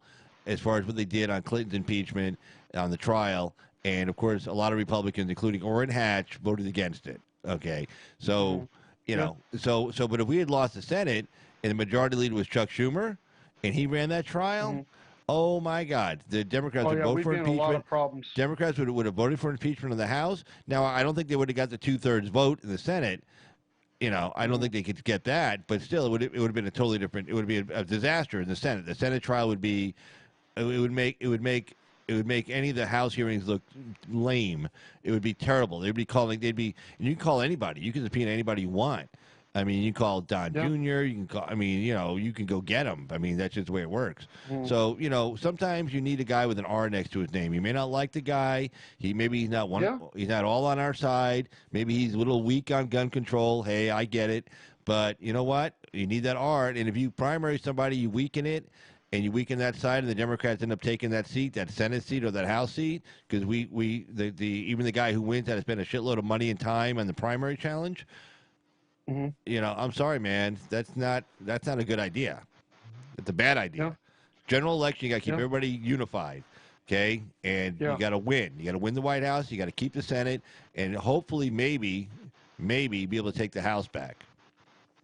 Yeah, I mean, it's, you know, when I went to my local Republican meeting about a few weeks ago, I was the only independent there. And they actually had a Democrat who had come over. I don't know why he came over. I mean, I don't know, but you know, they were a little rude to him, and I didn't like it. But you know, when somebody told me, well, you know, look, it's their meeting. Okay, well, you know, that kind of snapped me back to reality. Yeah, it's true, it's their meeting. They can, you know, and he was there. They didn't tell him to leave, but I still think maybe they should have. I don't know if the guy was sent there for whatever reason, or you know, but you know, when you hear these, when I heard them talk, they were like, you know, well, you know, we support all candidates, you know, whether we disagree with them or not, we support all Republicans. And I like the fact that they're about business, but at the same time, you know, you could tell that there was like a tone of worrying in their voice, like. You know, they go into how many Republicans they lost, you know, to independents, but see, when I watch them and I listen to them talk, it isn't really that much different than the way the progressive base talk. And the reason, I mean, with their ideology, not the progressive, but it's like with the way they think and the way they look at things. And you know, again, it's. You know, when you go to something like that, you know, they pray and everything, and you know, which is fine. I didn't have a problem with that, but you know, it's really, if you know, if you want to, you know, if you're going to get involved with somebody, obviously it's their rules, and you got to abide by them if you want to get involved. You know, and I'm kind of seeing if there's even anything that I could do. I mean, yeah, you can volunteer with them, but you know, I don't know if they let you necessarily do it as an independent, if you got to switch to, you know, your party affiliation. But well, you think you wouldn't have to switch parties in order to volunteer for a party organization. You think like they want to take, you know, if you only put your time in, spend a few of your own bucks. I mean, shit, come on in, you know? Yeah, I mean, I think that's, I don't think I have to necessarily. I think they would like me to, but. You know, I like my status well, they need to get over it. I mean, we need all hands on deck. I mean, if somebody's walking in the door, I mean, literally, if somebody's walking in the door and saying, hey, I want to help, I'm an independent, but I'm voting for Trump, and I want to help, you know, and I voted for DeSantis, and I want to help here, well, shut the shit up and, like, come on in. Here's a free hat. And, whatever. And you know, I think... You know, and what's interesting, and going back to what I was saying a while back, was, you know, we have a rise in patriots running for office, like Laura Loomer's running, Deanna Lorraine is running in California. I don't know if she has a big enough platform to challenge AOC or not. I mean, sorry, not AOC, but Nancy Pelosi. You know, Mark Robinson is running. That lady, the Jamaican, I forget her name, but she's trying to challenge AOC's district, you know, for AOC's. I mean, you know, somebody came onto my wall again in Parliament. They were like, well, she's a plant. She's not to be trusted, yada, yada. the lady who's running against AOC, and I'm like, dude, anybody's got to be better than AOC. It's always about the lesser of two evils, you know. It's like when you hear me talk about the Mercers. I mean, the Mercers are about as far right as you can get. However, we need the Mercers. We need them on our side. They have been very effective at keeping these globalists at bay. I mean, again, if you have, you know, with Trump and the Mercers doing what they're doing, and they're keeping a vast majority of these globalists at bay with just their ideology and how they do things, that tells you how effective and intelligent and organized they are themselves. You know, I mean, I think, you know, I tried to find something tonight on Mercer, but it's hard because of the algorithms. But last I heard, the Mercers were putting money in down ballots to try and help Republicans retake the House. You know, it's a brilliant strategy. I hope it works. But, you know, another thing too, like I had seen that Mercer, and this came from a liberal media, that Mercer was cutting back on his support for Trump. Well, I guarantee you that it's not because of anything Trump did. It's because they don't need to try and help Trump get reelected. They don't need to put money into his campaign when they can use their resources for something else. I mean, Mercer ran a bunch of, I think it was through I don't know what super PAC it was, but he ran a bunch of anti-Muslim commercials through, I don't know if I can find it. Let me see. This won't take me long. I got my other device with me.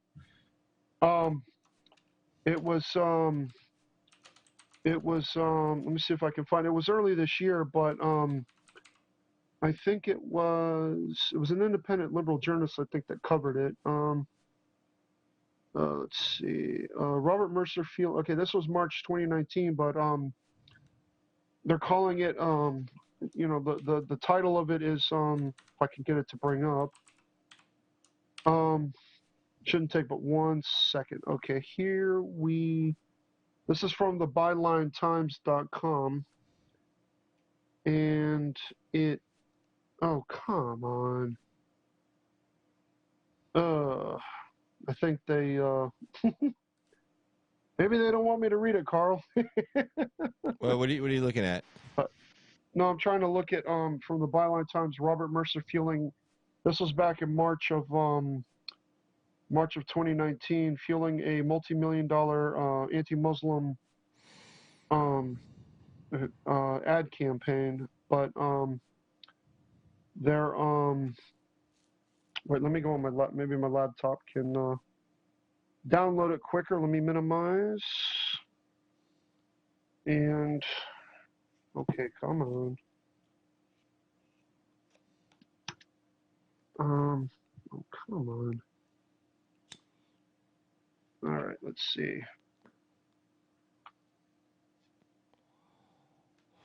Okay, the Daily Beast, this will work.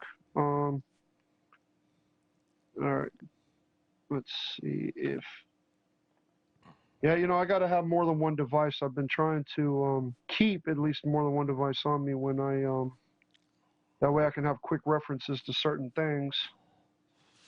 But he was, oh,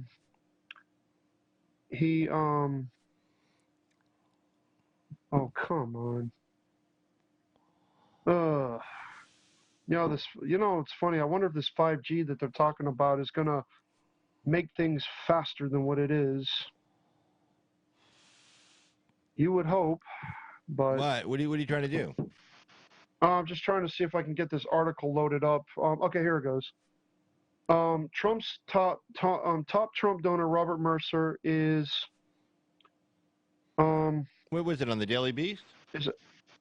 No, this one is the Byline Times. I was able to get it, and it Byline Times?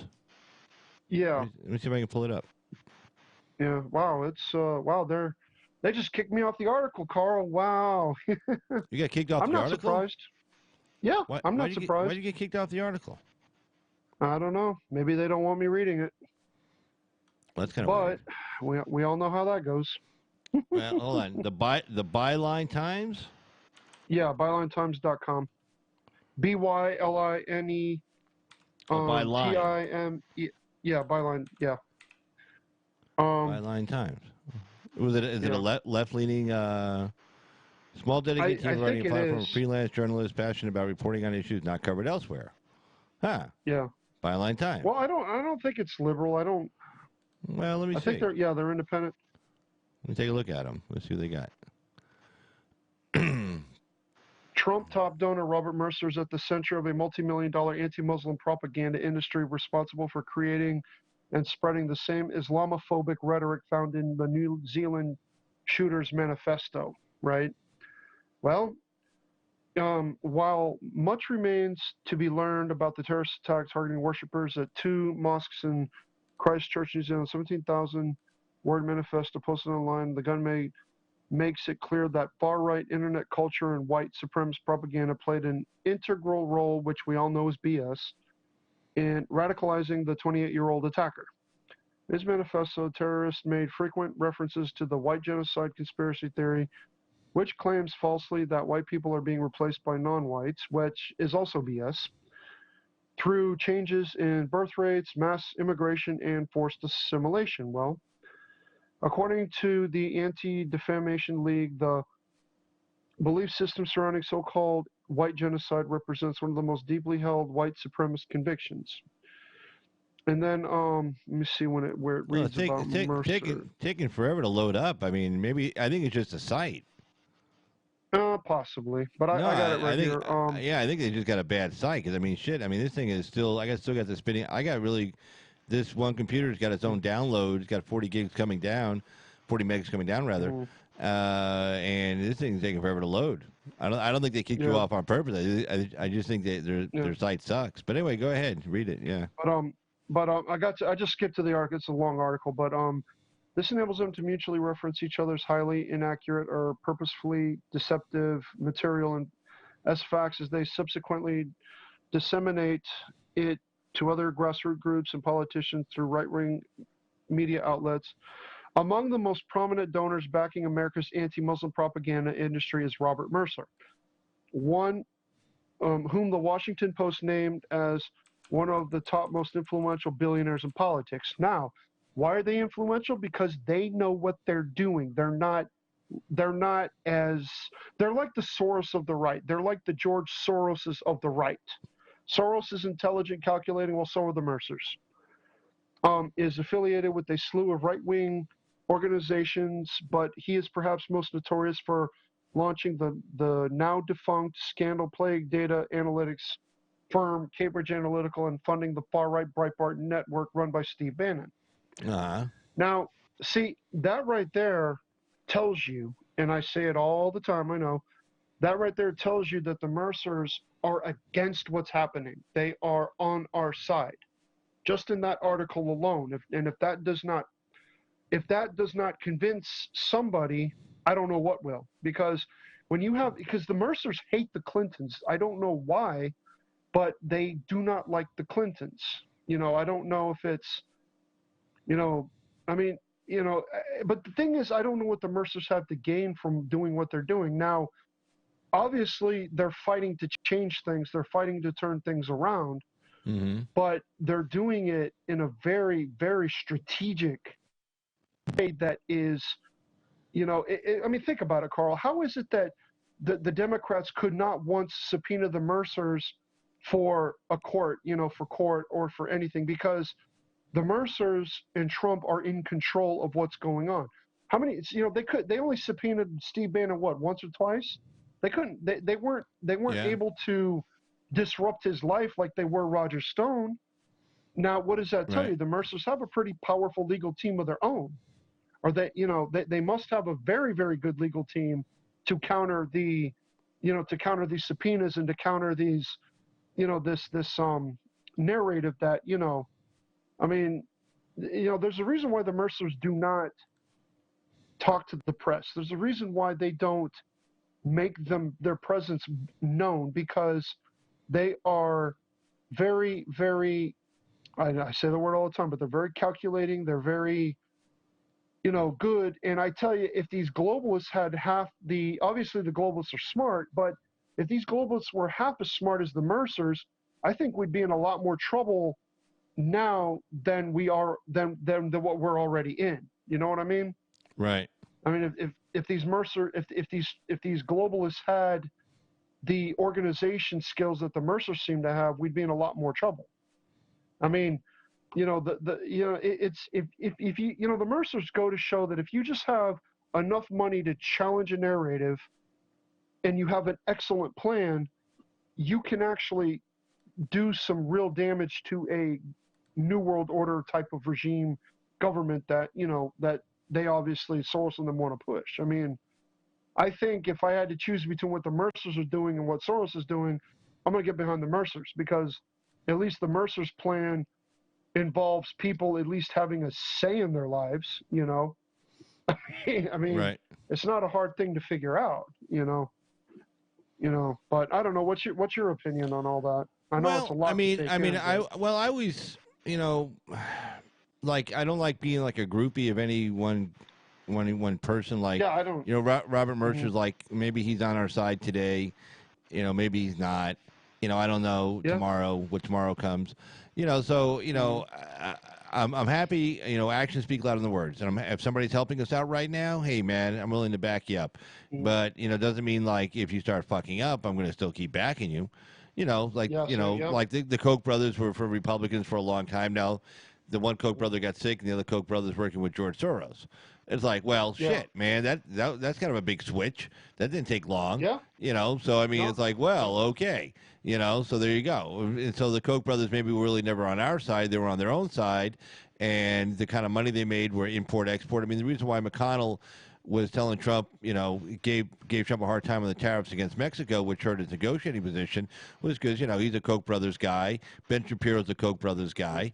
And therefore, making a lot of money through import export, and screw the American worker. You just have to learn a new skill, move to a new, like Ben Shapiro was talking about. I love it. The guy's never had to do this his entire life, spoiled little brat.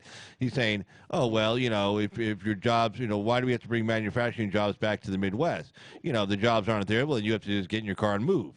Well, screw him. I mean, the guy grew up as a spoiled brat, went to Harvard, and, his wife's a doctor, and he doesn't have to go anywhere. If he has to move somewhere, it's going to be, he's going to, well, first of all, he's not a practicing lawyer. So, I mean, he does his YouTube thing. So, I mean, he can broadcast from anywhere, but the economy doesn't really bother the profession he's in. He's in broadcasting. But if he was a regular working guy, which he never has been, he might be a little more empathetic to the plight of the American worker, saying, well, these are the people who build the country, pay most of the taxes in the country, and also support your channel and give you a job so you can sit on your ass all day and talk into a microphone. So maybe you might want to think about, well, gee, what's important for them versus what's important for you and your Koch brother friends who are making a lot of money on import export and profiteering off the misery of others. So so again, billionaires. Sanders had a point. He goes, we don't want billionaires determining who wins elections. The thing with Trump, the thing that drives the people on the left crazy about Trump is that Trump actually, again, for whatever reason, I don't know why, but he actually cares about working class, middle class people, and it drives them nuts. It's like, well, he's a billionaire. Why does he care about working class people? I don't know. Like I said, I was telling a friend of mine, I said maybe when those buildings were getting built, he visited a lot of job sites. So the guys like I used to be, with the hard hat, all full of dust, sweating, working hard, running around the job site.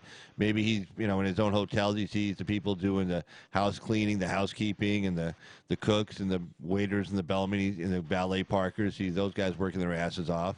And he looks around and he realizes, shit, I make a lot of money off these people. I'm really happy they're here. It's like, oh, well, gee, look at these people. These are really hardworking people. Then he looks around and he says, "Oh shit, nobody's even talking on their behalf. Nobody gives a shit about them. Look what's happened in the last 20 years with China and everything else." And he's actually talking on our behalf, and we're listening. And he listens to us, and it's really nice. Yeah. Well, Soros came out today, and he's doing his show. We all know Soros does not want Trump messing with China. But, if I remember reading an article earlier today, I think Soros said that he praised Trump for bipartisan dealing with China, but he was trying to get members of Congress to discourage Trump from using Huawei as a bargaining chip in trade negotiations. Now, why is that? Because what is Huawei doing? If there's, I mean, there's so many different things. I just heard of Huawei. I haven't researched it enough to know, but things that I've heard about it is that they're using Western technology to steal information to, Soros and them, they want. Yeah, basically, what little I know about it is like the new 5G network, which pretty much Mm-hmm. gives access, like it collects data on every aspect of everything you do. Period. Like I mean, we get our data is being collected every time we're on YouTube, Twitter, whatever. I buy something on Amazon, I see ads for stuff I bought, whatever. But I mean, this is like really intrusive. This gets in the whole 10 yards. And so, the Africans the social credit scoring, everything. The Africans are bringing it in big time into Africa. It's part of the deal they're doing with the Chinese. The Chinese go, well, you have to bring in Huawei or whatever, how you pronounce it. But the thing the way they're selling it to like these kind of semi-dictatorships, like in Uganda and stuff, they're saying, hey, we can use this to spy on your political opponents. So they say, oh, yeah, bring it in. And sure enough, they use it to spy on their political opponents, and then people get arrested and everything else, not realizing they're so stupid that, guess what? I mean, they're also spying on you. And, you're expendable to the Chinese. The Chinese don't give a shit about people in Africa. They could care less. They're going to use and abuse them worse than the Europeans ever did when all is said and done. Yeah. So, but I mean, that's, and so that, even the Europeans are a little afraid of this, Huawei 5G network because they think it's gonna pretty much give, because it's a Chinese company, and Chinese companies are required to turn over all their information to the Chinese government upon their request. And Huawei says, "Oh no, we won't do that." Well, bullshit, you won't. Some guy walks in your office with a couple of soldiers with guns pointing at your head. You're turning over everything they want. I mean, you don't have a choice. It's like, hi, we want that information. Oh, no, I promised the Americans I wouldn't do this. Oh, really? Click, click. Here's a couple AK-47s in your face. It's like, well, okay, here you go. But anyway, I tell you what, hold on, I tell you what, it's a little after midnight. Oh, shit, it's almost 1 o'clock. Oh, wow, yes, it is. Yeah, well, I always lose track of time, especially when you and I talk. So, but okay, let me just jump over here real quick. Jump us back onto the screen here. Yeah, I forgot. Wow, it's 4 o'clock my time. Yeah, well, almost 4 o'clock my time. Crazy. It's sad Disabled Vet had to get off early. I was kind of looking forward to him joining us tonight. Oh, Disabled Vet. Yeah, it was getting late for him. So but that was good. He came on. I'll fix that phone for next time. I'll make sure we're all good to go. Again, it was just working fine 2 nights ago with Effie and about 3 nights ago with you. So something must have happened over here. But I'll test it out tomorrow. I'll get a friend of mine to call in and stuff, and I'll play with it. I like doing the VMix video calls better than calling in, because, if I can do the VMix video call and then somebody calls in, right, that's good. But then sometimes I don't know if maybe somebody just wants to talk to you, just you and that other person back and forth, and me not be there. That's fine too. I don't, No. I want it. You know what? The more the merrier. The more the merrier. Yeah. But I still got to fix that phone because you're right. Now I prefer the vMix video call also. I totally prefer it over the phone line.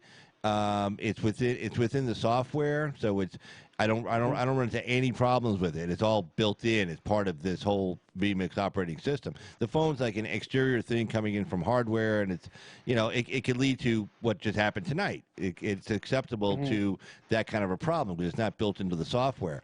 Whereas I definitely prefer this over the phone. So anytime you want to do the vMix call, it's how easy it is too. I shoot you a link, you come in, you're on, bang, done. And plus, videos are always better than audio any day of the week anyway. So. Carl, you can always, hey, call me. Let me know when you're going live, and I can try to. It's easier for me to get on live with you than it is with other, because I've had, Tony's asked me to come on his show.